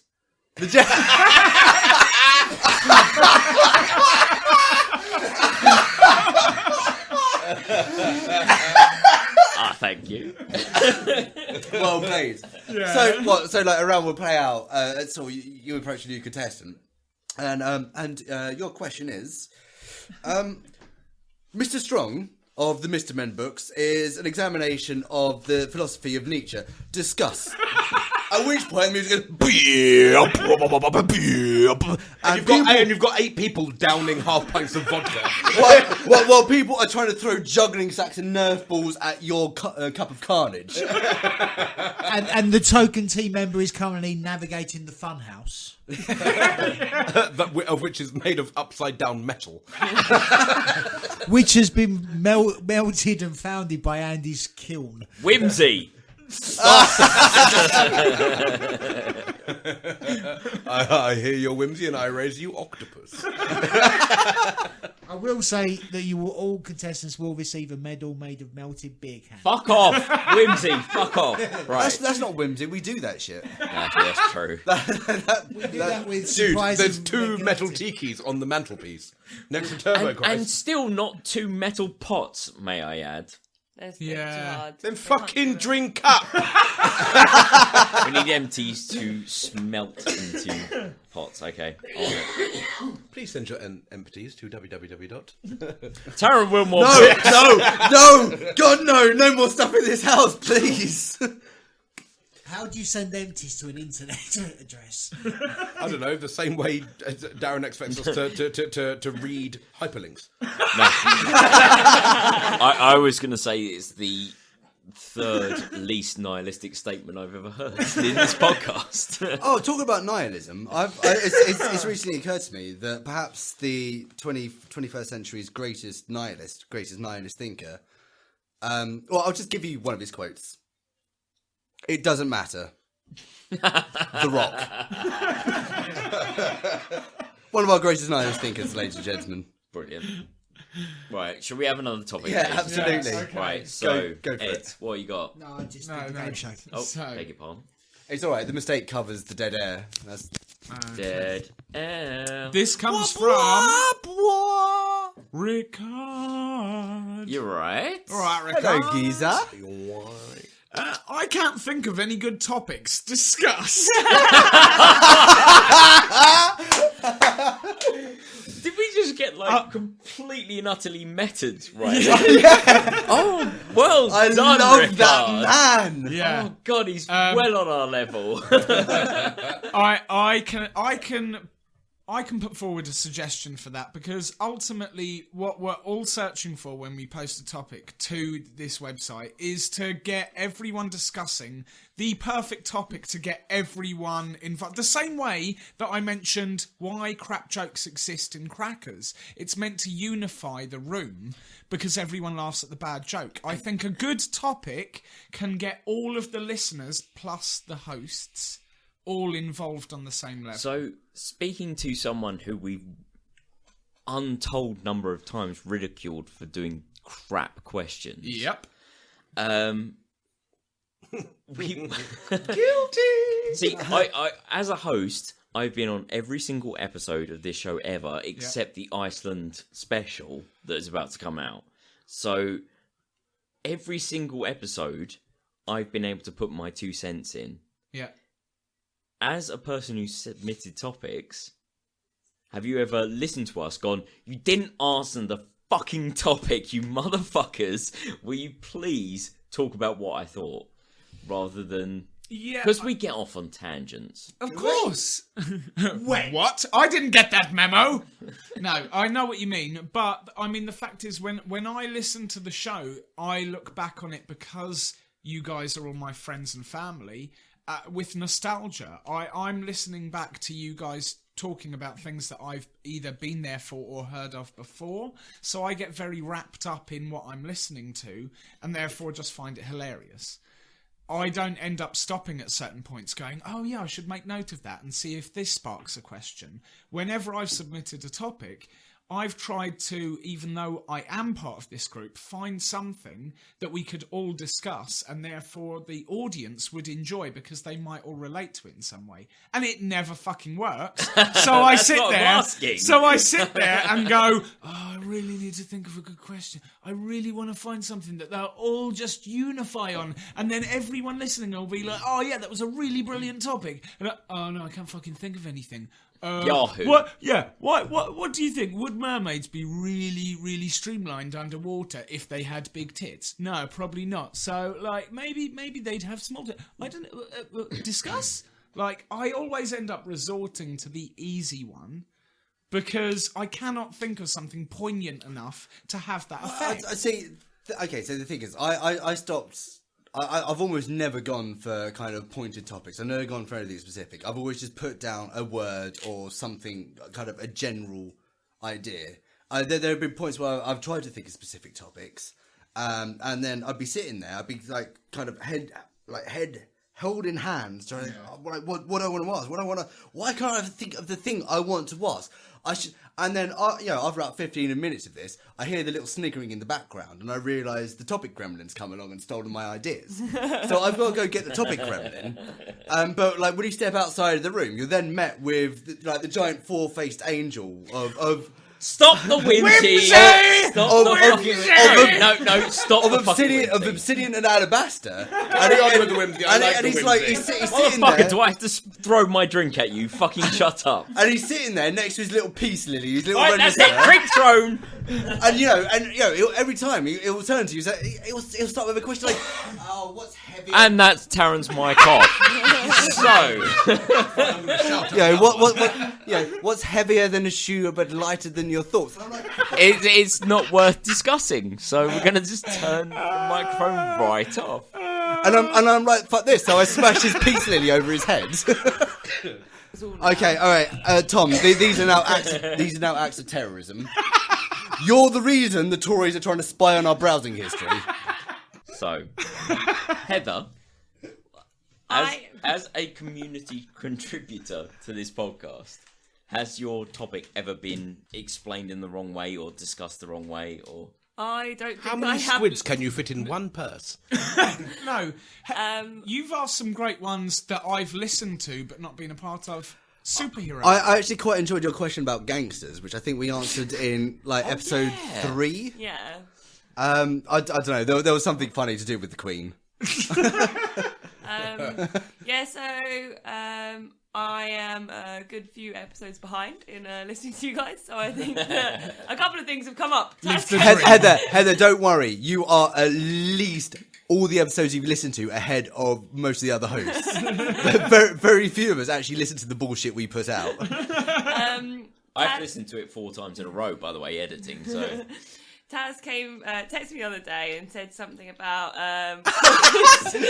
cinnamon buns. Yes, it was like, I didn't know you had such fascination with cinnamon buns. I was like, excuse me, what? He was like, oh, it was a topic. I was like, I don't remember ever writing that topic, so good. I can't wait to listen to that at some point. But anyway, topics, I've thought of a couple of topics. I've been like, I'll write them down. But because I'm really far behind, I've wondered if you guys have already said them or not. So I'm like, I need to catch up with you guys to find out if you've mentioned them before I write them down. Do you know what? I'm not afraid of repeat topics. If it happens, that's fine, because we might... many we might have times changed How by many then. times have we discussed the apocalypse on this show? Not enough. About half. Tom, Issue 21, motherfucker. It's half apocalypse, please. it's getting to the point now where I'm beginning to think we could probably come up with a periodical sister podcast about the apocalypses. The apocalypses. We will call it War on the Inevitable. This is like it's the world-ending circle, the apocalypse. We're going Yeah, meta motherfucker. again. We're going meta. Johnny, if you're listening to this episode, enjoy that one, sir. Meister General. Apocalyptic now. Apocalyptic now. Yeah. Do you know what? That's fair enough, Rikard. It's okay to not think of any good topics. Just To be honest, that was a really good topic. Yeah, it was a wicked topic, isn't it? Just send us your thoughts at times. Like at some point, write us a diary entry and send it in. You know what? Dangerous. Other people out there listening who don't submit to us, just send us some random fucking thought. Yeah, why the fuck not? What's the worst that could happen that we haven't already recorded and put online? You got something from the hot pot for us, D? I have something from the hot. Oh, good. One from the Don't burn hosts. yourself. Magazines that include only fictional stories that have been on soap operas. Why? What? That's the topic. Would you like it again? Is it- Oh, hang on. Is this the sort of thing like you get OK magazine or you Oh, get? yes. Yeah, this is what it is. It's, my boyfriend has a dick that's 6 miles long and it's fucking my sister in the next county. Yeah. Yeah. Or it just. I don't know. So yeah, magazines. My You husband, are from Essex, my mate. husband I of don't know. 11 years left me for a male lobster. Yeah. Or all that bullshit. Yeah. I Okay. once got impregnated by an octopus, but he won't play the alimony. Yes. Yeah. All that bullshit. I don't know. Okay. I think they're like a tremendous shame. I'm sure there's a point to them that I've not realised, having not read them. But it's all kind of along the same lines as Jerry Springer, Jeremy Kyle, Steve Wilkos. It's all kind of putting up, by the way, here's something that is guaranteed worse than you. Or if it's not worse than you, you can find something about them that you can pretend makes them a lot worse than you and feel better about yourself. No, it's not even that. It's the clickbait nature of it all. So it's trying to get eyes on the article because it's controversial Pure in and some utter way, ludicrous. or it's clickbait, is what I'm saying. Yeah, it's an odd term to use for it because we're talking magazines, but yeah, it's very much the same thing. It's this fascinating The title eyes that makes are you go, drawn to it because it's so obnoxious and weird. That's a very good point. It's clickbait for printed Absolutely. media. That is a phrase that needs to be retconned. So Like over all time of those magazines, it is definitely clickbait, or as it's a magazine, flipbait. Oh, I like flipbait. Flipbait. Yeah, no, I think my issue with those lie... Well, not even issue. I think if I'm going to try and in any way understand the reason how that is a viable business choice is the fact that, yet again, people, referring back to America, the dumber part of every nation will always need some kind of fucking mental fluff. If they can't sit there and watch daytime programming or look at their phone or whatever the fuck else, they will need some kind of fluff to flick through and be like, oh my god, oh look at this, oh my god, and it's just bullshit. They soak it up. Feel free to call this pedantry. Absolutely, I've got an issue with you sort of saying that like this are targeted at the dumber ends of I wouldn't say the people's targeted, scale. but there are people. I don't think it's about intelligence so much as kind of engagement. Like let's engage people with. They've got less to engage with. They'll just they'll go with perhaps those sort of magazines because I never said I meant that it was aimed at that dumber part of the nation. But No, you just said the dumber people read them. Okay, Sorry, okay. sorry. It's a weird note of pedantry because no. That's fair enough. It's fair enough to raise it if you're gonna. Yeah, good that you pointed it out. My point being that I think certain people who need that escapism will go to that, whether they realise it's true or absolute fictional bullshit. They will go to it just because they need something else to distract them from whatever else is going on in their head at that moment. It's an interesting use of the word escapism. I think you might have an interesting point there. I don't know, because it's difficult to talk about the sort of people who read these sort of stories without all of a sudden making wildly sweeping generalizations. Yeah. But I suppose there is a certain amount of escapism to it, because it's kind of, well, that's not my life. Mine's at least not that bad, sort of thing. Yeah. It's curious. What was the question again, specifically? Because I know what we're talking about. I just can't remember if there was a question in particular about it. Let me fill you in, because every time someone reads a question, I write down quickly what the question is. So I wrote down magazine stupid. Would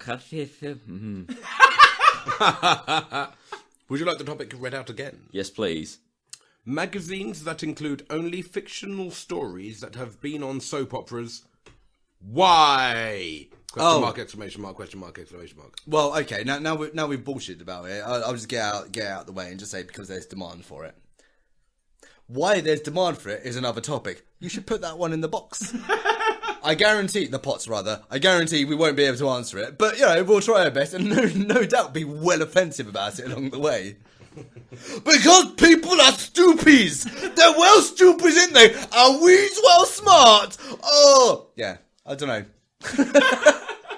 The only good bit about those magazines is that in the back they have little drawings, they have pictures of Barbie and Ken in sex positions in OK magazines.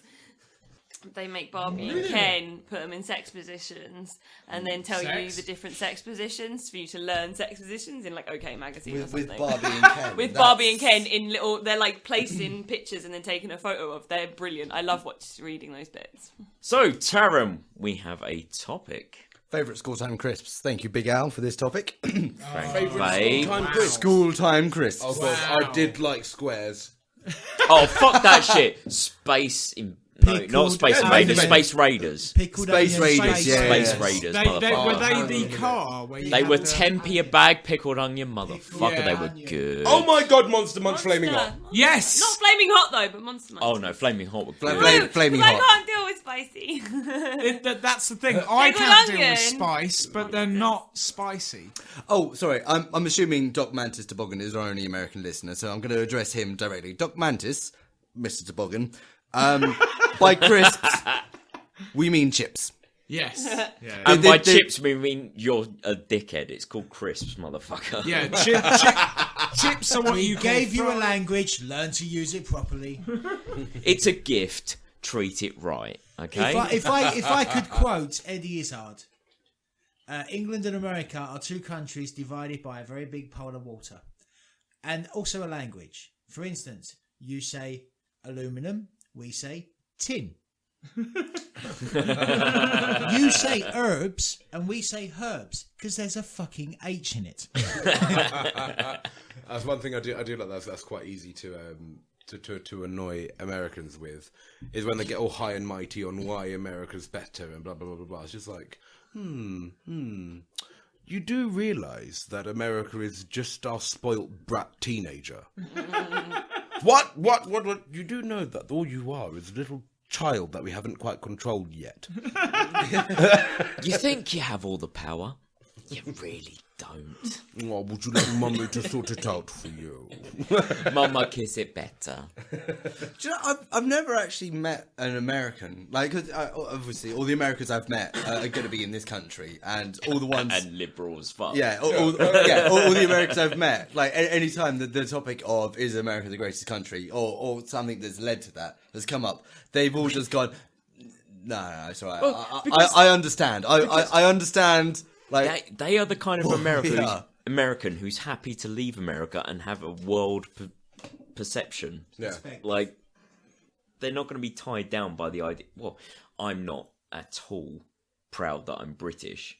However, I like living in Britain. Yeah. I'm not at all proud of where I come from. It comes with knowledge of everywhere else. I'm not proud I'm British. I'm massively happy I'm Yeah. British. Yeah. I'm happy could my be mother's be cunt so pointed towards Kent when I was born. Hi, Linda. Right, Mum. And ultimately, Linda's favourite crisps would probably be completely different. Sorry, back absolutely. on topic. We're back on crisps. Yeah. Beef hula hoops. Yes, you So- stole mine. Yes. I was gonna say- Sorry. I just need to finish off. By crisps, and by which you mean chips. We mean corn chips, potato chips, maize chips, all that shit. That's all the same thing. Carry on. Has anyone ever put like hula hoops on their fingers as kids to like eat them in? All Of that, course. and then Every bit day. them Of course. too hard and bit your own finger. Of No. course. Yes. Yes. Oh, Yes, I definitely did that. Have you seen now that they do big hula hoops? So adults can Yeah. fit them on their fingers now too. Yes, Yeah. they're called onion rings. Oh, damn.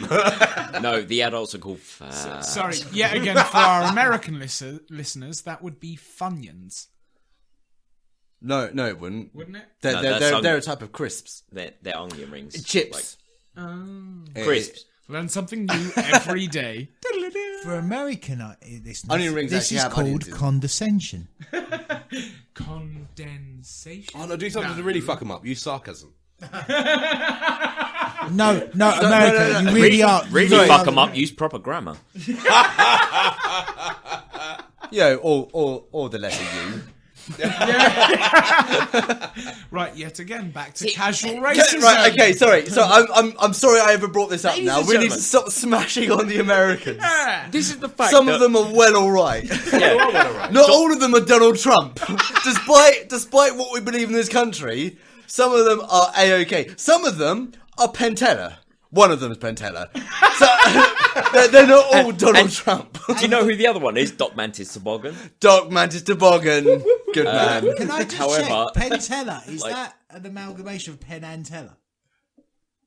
Oh, Yeah. sorry, is that what I said? Pentella. Yeah, there's two of them, man. Oh, yeah, whatever. No, there's not. See, and we've got the language. America might have us on counting. Just to update and explain, the 1.75 litre bottle of whiskey is just over half gone. It's half empty. Chin chin, cheers, Also says New Sophie. York. So that would be that would be a normal bottle done by now. Heather, how much of Bjork is left? About half. We're at half Björk, ladies and gentlemen. I am so we gonna have need done At the Well, moment, we're living on a hill. We will upgrade to a mountain soon. And at the top, this beautiful view. Next topic. Oh, sorry, I didn't actually put in an honest answer to that one. Okay. It's Brannigan's. What was it? Ham and mustard. No. your No. childhood Mate, Quavers. Oh my Quavers. god, Quavers, motherfucker. Oh shit, you Oh know, no, you you might really be like right. Or You might be right. Frazzles. Frazzles are pretty good as any well. kind of what's it like crisp. I used to fucking love them. International listeners. Well, of course, well. like I mean, I love cheesy poofs. You love love cheesy cheesy poofs. If we didn't love cheesy poofs, we'd be gay. You don't like cheesy poofs, Dio? Oh.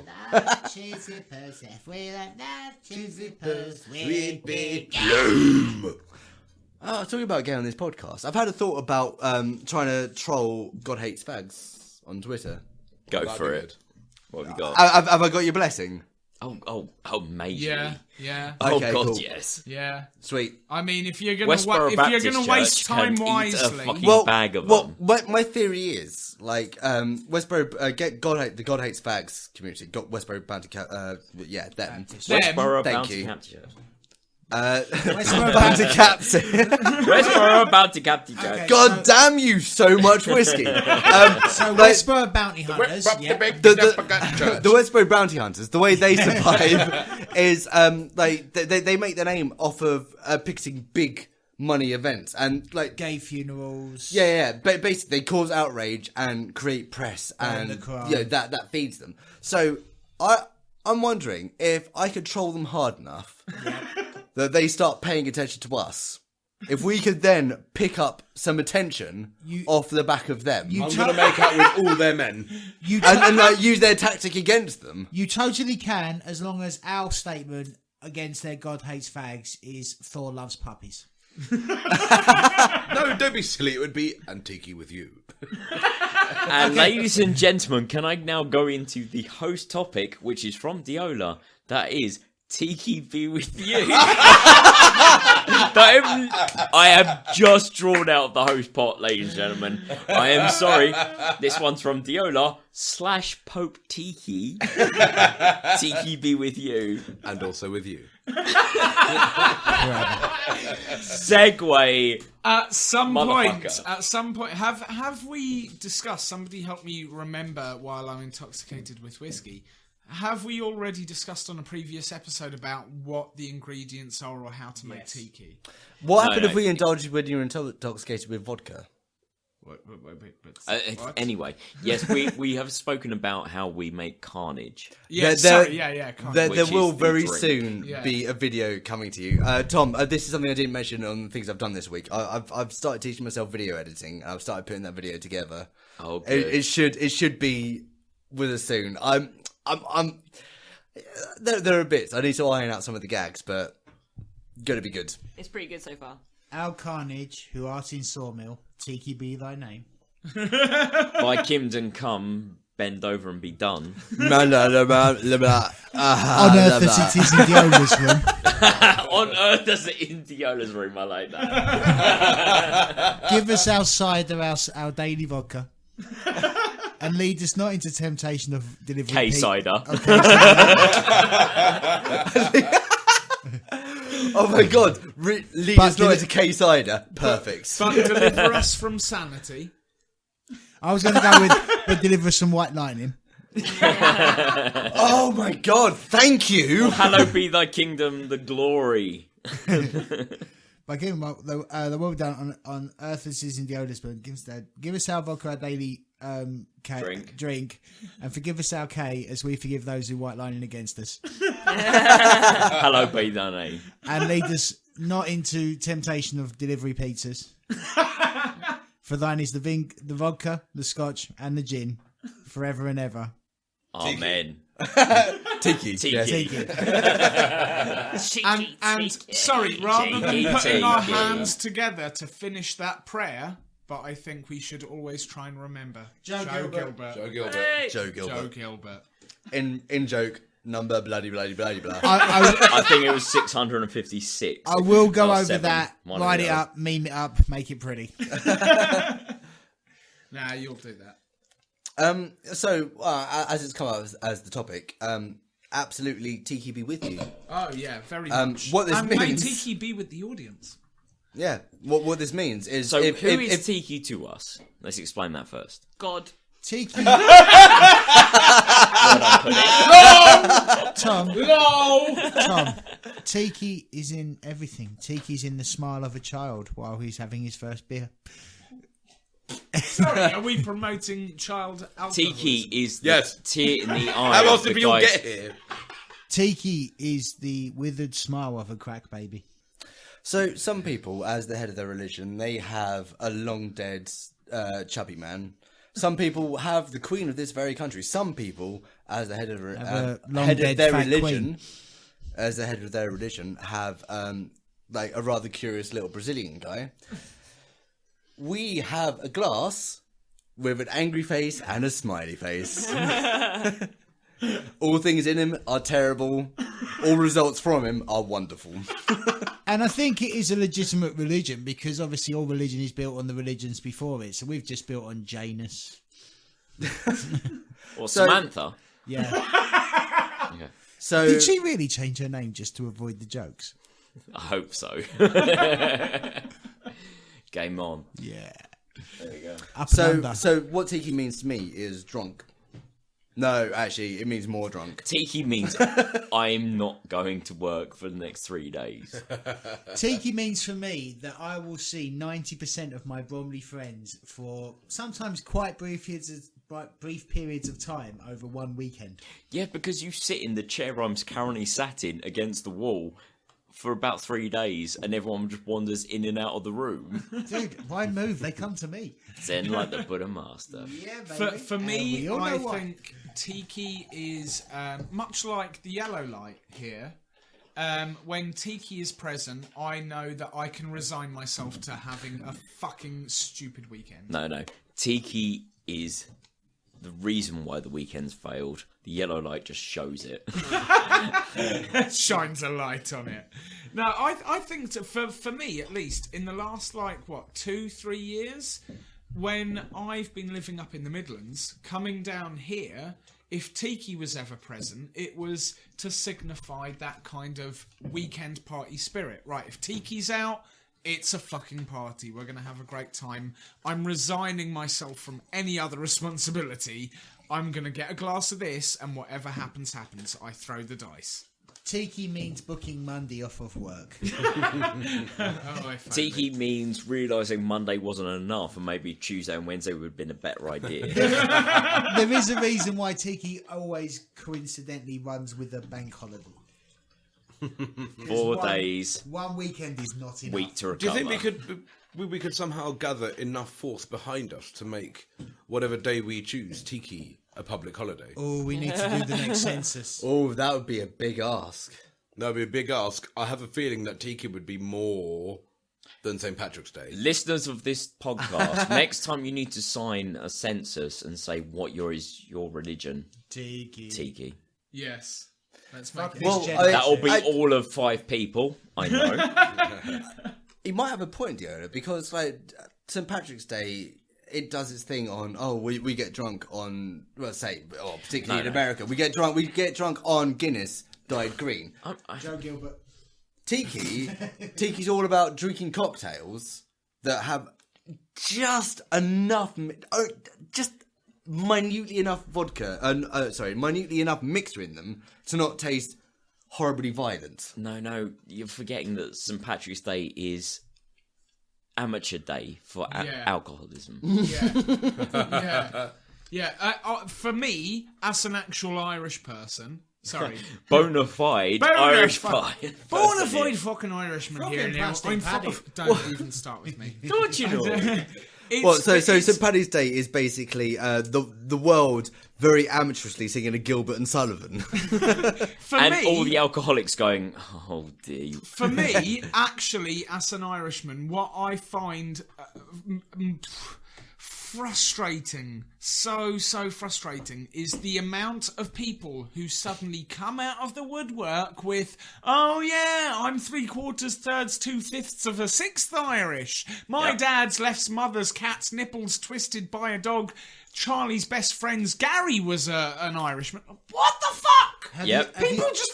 As a person who has a surname of Ryan, I've used that. Darren, have you heard how Dylan Moran deals with that?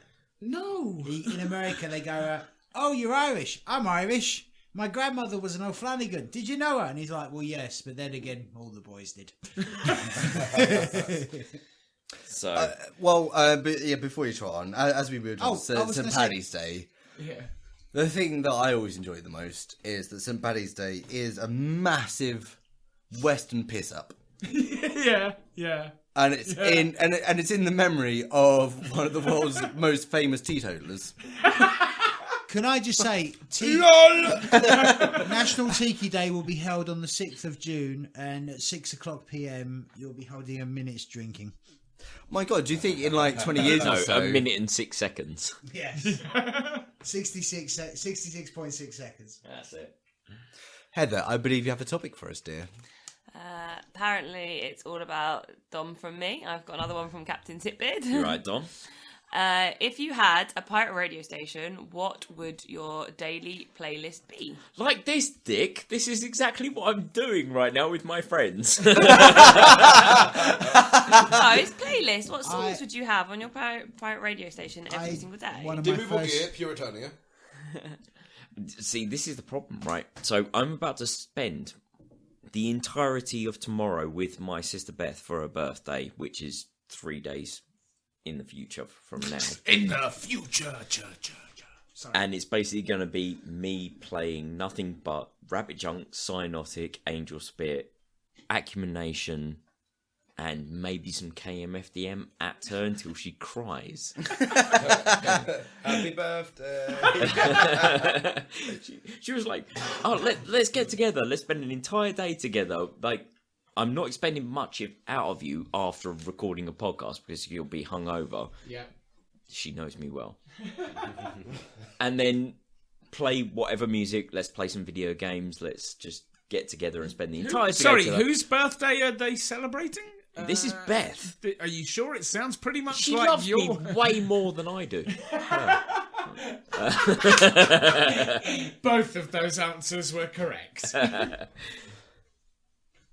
I can't understand wanting to spend an entire day with me playing video games and listening to my music. Apparently. No. That's it's what she because wants. Beth I is can as very well. self-sacrificial. She knows entirely. Do you know what makes me happy? Whatever makes you happy. Yeah, she knows. That's the Ryan guilt coming through. Fucking right, but Beth does it with such genuine, like, it's not out of any form of guilt. She's doing it because she knows to have a great time with you. She's quite willing to spend time doing whatever makes you happy. Listening to Rabbit Junk, Cyanotic, Fucking Angel Spit, right. and Acumination. And playing video games. So and to just bring it back pissing about. to radio playlists, I'll need more time to formulate what I'll do for like the rest of the time. But definitely at about 10:30 in the morning, at about 1:50 in the afternoon, and then again at about let's say 4:10, and then another one just before 5 o'clock. I would play the Pokemon theme tune. Yeah. Because, as far as I can tell, these are the times at which people need psyching up. Yeah, but you're on And about nothing, the original. Nothing. The Yeah, original. absolutely, Yeah, absolutely yeah. the original. I want to be I the wanna very best. be Yeah. yeah. Okay. Yeah, I mean that's my psych up tune. That's why I used to get hyped up. I assume it's the same for everyone else. So that would be my radio station. I'll fill out the gaps My as the rest of you talk. Mine would be a pirate radio station that broadcasts specifically in Tom's ears, and it would be 8 hours a day, every day of the Venga Bus. Oh, call back. I think I'd have balls to the wall, hard nail biting drum and bass. Well early in the Nail morning. core drum and bass, are we talking about? Okay. Super early in the morning, and exactly when everyone doesn't want it. So whenever we play nail core drum and bass, basically. And here now we have at 11:32 p.m. bedtime music. Wicked up! Chocolate Musty! Yeah, I think if I genuinely had to pick a playlist for a pirate radio station for me, we all know it would just be the stereotypical tunes that we're all guilty of putting on. And any time one of us puts on one of our own songs, we're always like, who picked this? Oh, yeah, Darren. Like, mine would be the Glitch Mob. Yeah. Yeah. Frank Sinatra. Oh yeah, the chiptune specialist, Glitch Mob. But, I mean, we're talking about pirate radio. I'd also have to include the Rat Pack.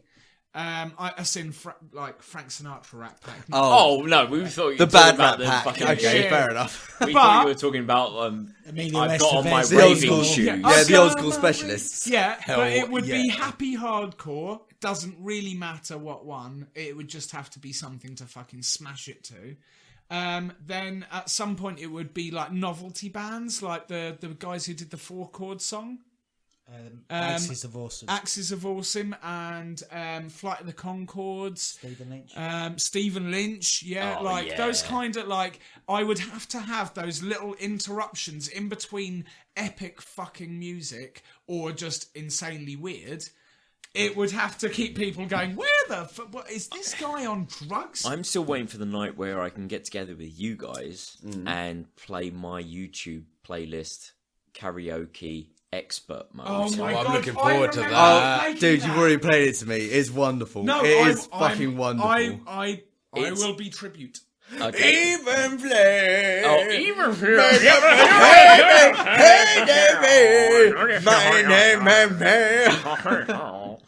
And then we've also got obviously. Why would you do that against my favourite band? Hey, mate. Don't Stop Till You Get Enough by Michael Jackson is the worst thing to do karaoke to ever. Okay. Tom.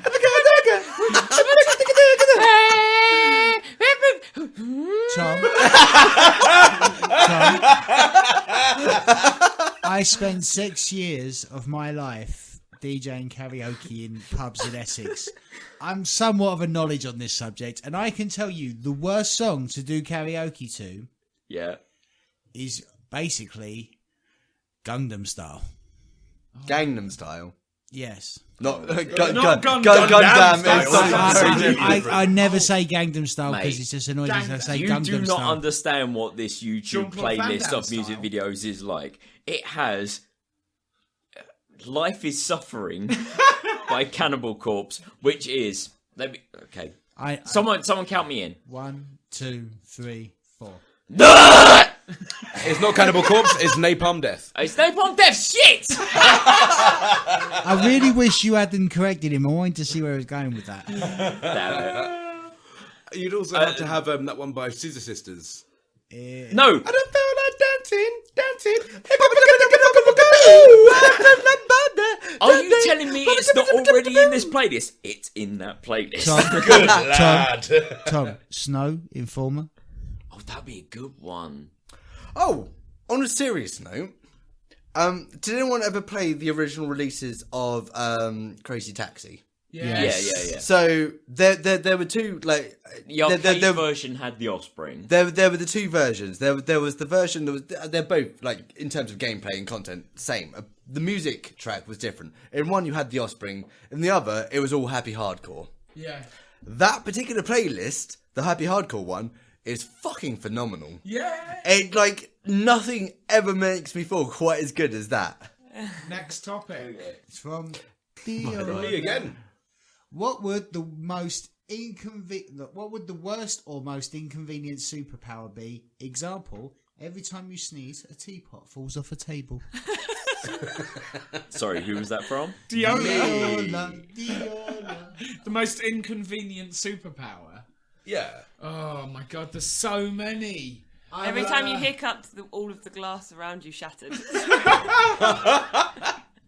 Oh God, can you imagine hiccuping in a really busy pub? Uncontrollable In the shard. ooze. Slime pouring from every pore. Uncontrollable slippery ooze that just drips down constantly. Every time you said hello. Hello.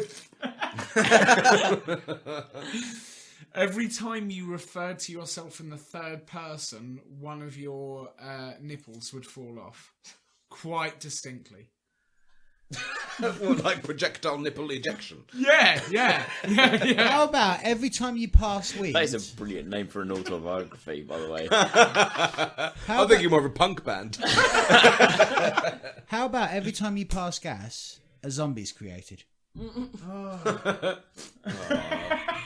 Brains. I think it might be infrared vision. Because you would, every time, like, someone, like, you just hanging out at work or whatever, you're by the water cooler, or you're just tapping away, or you're doing lunch, or whatever. It wouldn't matter. If you got infrared vision, if someone's got a hard-on, or if someone's particularly sexually excited, it's going to be massively obvious to you. Why on infrared? Why? Because of the distribution of heat. Suddenly, say for instance, there's suddenly a turgid penis in your in your field of existence. Hang on, let me just picture that. That's the difference, because my turgid penis is very cold. Winter is coming. Sorry. What Do you call your penis winter? Sorry. While we're on the subjects of penises and warmth, what's the name of the actor who plays Jon Snow?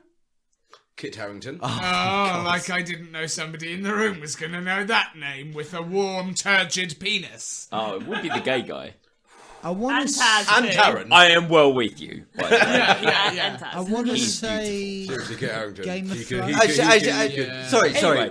Anyway. No. Let's stop all this bullshit about superpowers. Let's talk about Kit Harington for a little while. Because, my so God, beautiful. that dude is just... Actually, go fuck yourself. Like, actually, fuck right off.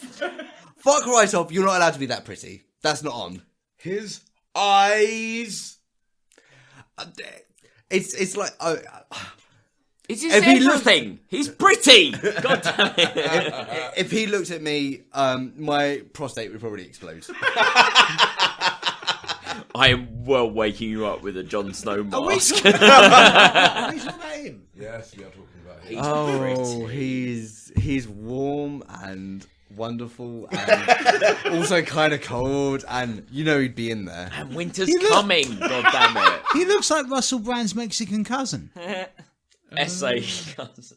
No. No, he doesn't. What's the name of the guy who was in Pirates of the Caribbean? The Orlando Bloom, Orlando. Johnny Depp. He looks like the fucking love child of Ronaldo and fucking Orlando Bloom. Well, you're wrong, unfortunately. He is. Don't get me wrong. That's No, what I see. But he's more I'd manly still than well that. bang him. Well, this seems to have gone wildly off of anything. I'm just so, saying My superpower would be Let's get back to superpowers. Wherever Kit Harington is in the world, I would be able to find him and therefore help you two bash one out. You want to help them bash one out? I'm up for that. Yeah, why Lie not? detection. I'm self-sacrificial like that. No, genuinely, lie detection would be the worst power ever. Really? Why? If you knew every time someone... Because the thing is, people lie constantly. We all lie. Yeah. A lot of it's not actively... Most of it is not Misinterpreted malicious. memories. But there's a huge amount of joke, there's a huge amount of banter, but there's also a huge amount of self-protection. There's things we don't openly admit because socially, whatever. I think knowing when people were lying would be fucking distracting as hell. You were with someone at work and you were all talking about, oh, well, you know, here's this issue about, let's say, for instance, sexism.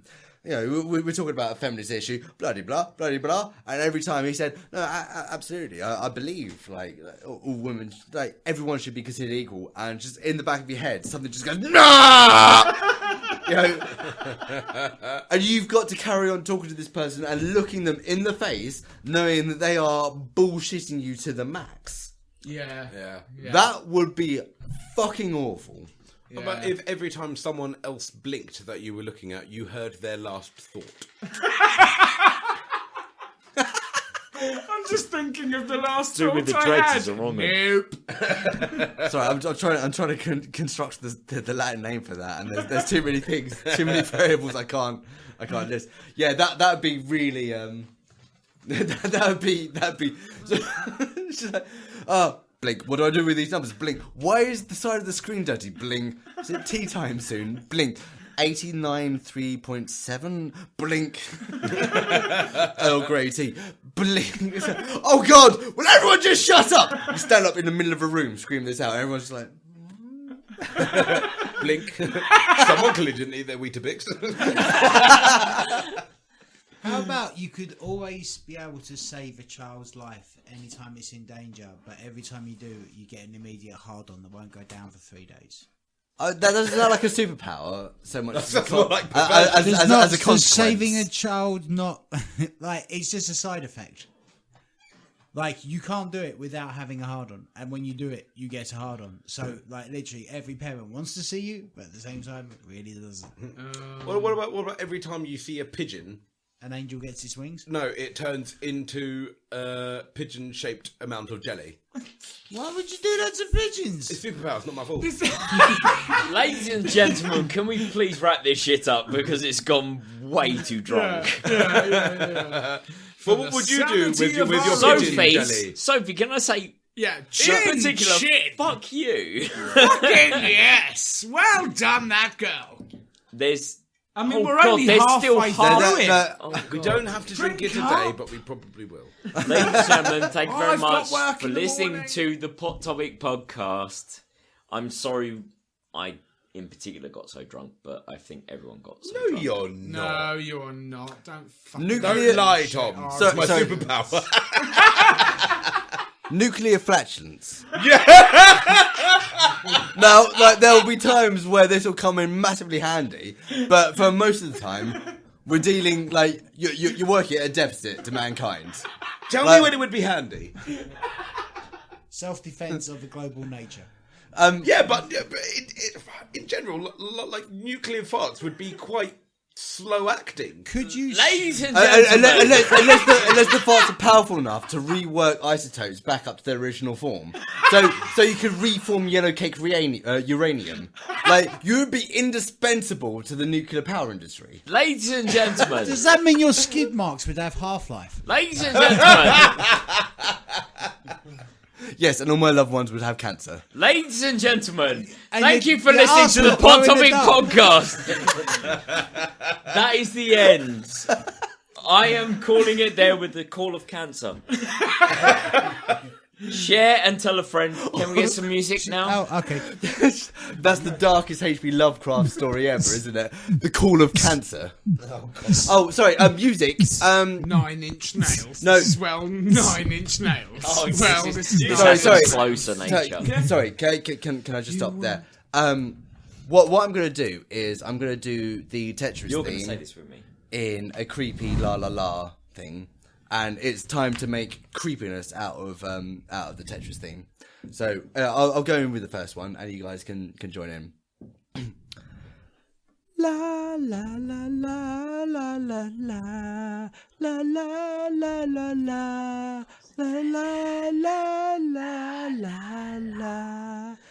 La la la la la la la la. Website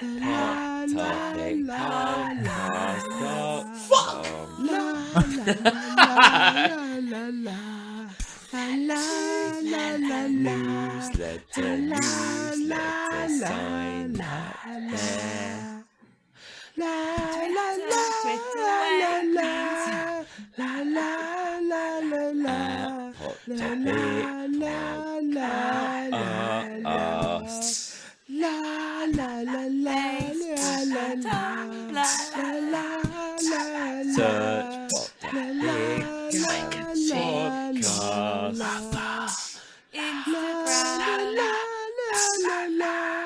Account and hashtag Pot Topic Podcast. Go on the wall. She no want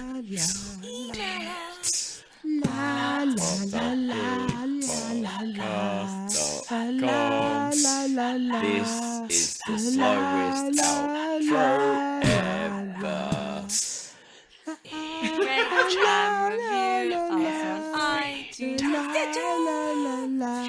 Like the video on YouTube and Death Metal!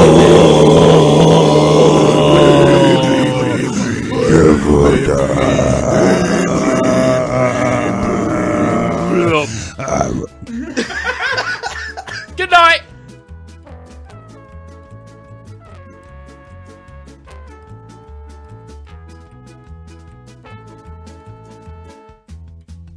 Music used in this episode was Meatball Parade by Captain MacLeod for Compotech.com. It's licensed under Creative Commons by Attribution 3.0. Please see the MP3 comment tag or show notes on pottopicpodcast.com for more information.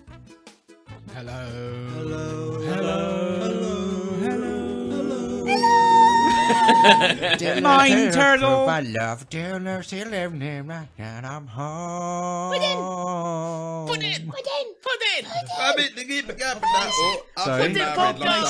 Where did you come from? Where did you go? Where did you come from? Cut a knife in my garden. I can't tell light in my hair from your never see my love home. Down the vein, I wrote it about it about home. I'm home. Oh, he's doing Tobias. I thought he was. Love you, Tobias. I hope musical interlude doesn't come up this episode because I've got a great blooper for it now. Yeah. Yeah.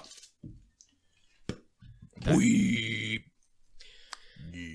Okay, mothers, fathers, brothers, and sisters. There we go. Should we start?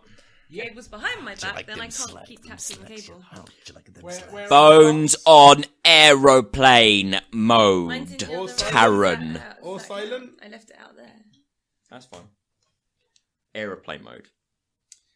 Well, let's do this without backup because I can't be asked to find it right now. This is a new phone. I don't know what aeroplane mode is. What's it? On this, It's a Sony. Actually, to be fair, if you guys have it on silent and it doesn't vibrate, it won't. No, make a difference dude, now. because you've got a noisy fucking phone. You've always got people getting in contact with you. Give it here. I'll put it on aeroplane. I'll show you how to Play put with it. it Swipe on down aeroplane. from the top. Why? What? Does it not make music sounds? No, It's okay. it doesn't make music either. Well, it makes sound. It makes music because music is sound. Aeroplane mode. Can I just say? You fucking To be fair, it took You're the me phone guru. like a year to learn how to put my phone on airplane mode. That's because all of you are stupid and you haven't learnt Google yet. I don't understand. All of you are stupid and don't have an iPhone. Oh no, Tom, dear No, boy, it is never. you. That is stupid. Motherfucker, I've got like Doom 4 on this shit. Alright. I can't quite hear you over waterproof. Yeah. Surprisingly waterproof. I've tested it. By accident. Dude, there's a difference between waterproof and water resistant. This is the phone I dropped in the shitter, remember? When was that? At work after I'd had a shit. Yeah. Oh no. Yeah. You've got a shitty phone now. I cleaned it and disinfected quite heavily. Still got a shitty phone. Still put it to your face. Put it on her face. And that's how Tom got pink eye. I did Put a not shitty get phone pink on eye. her face. Go on. That's the story of Pink Eye now. He's got pink eye in his face. Right, silence.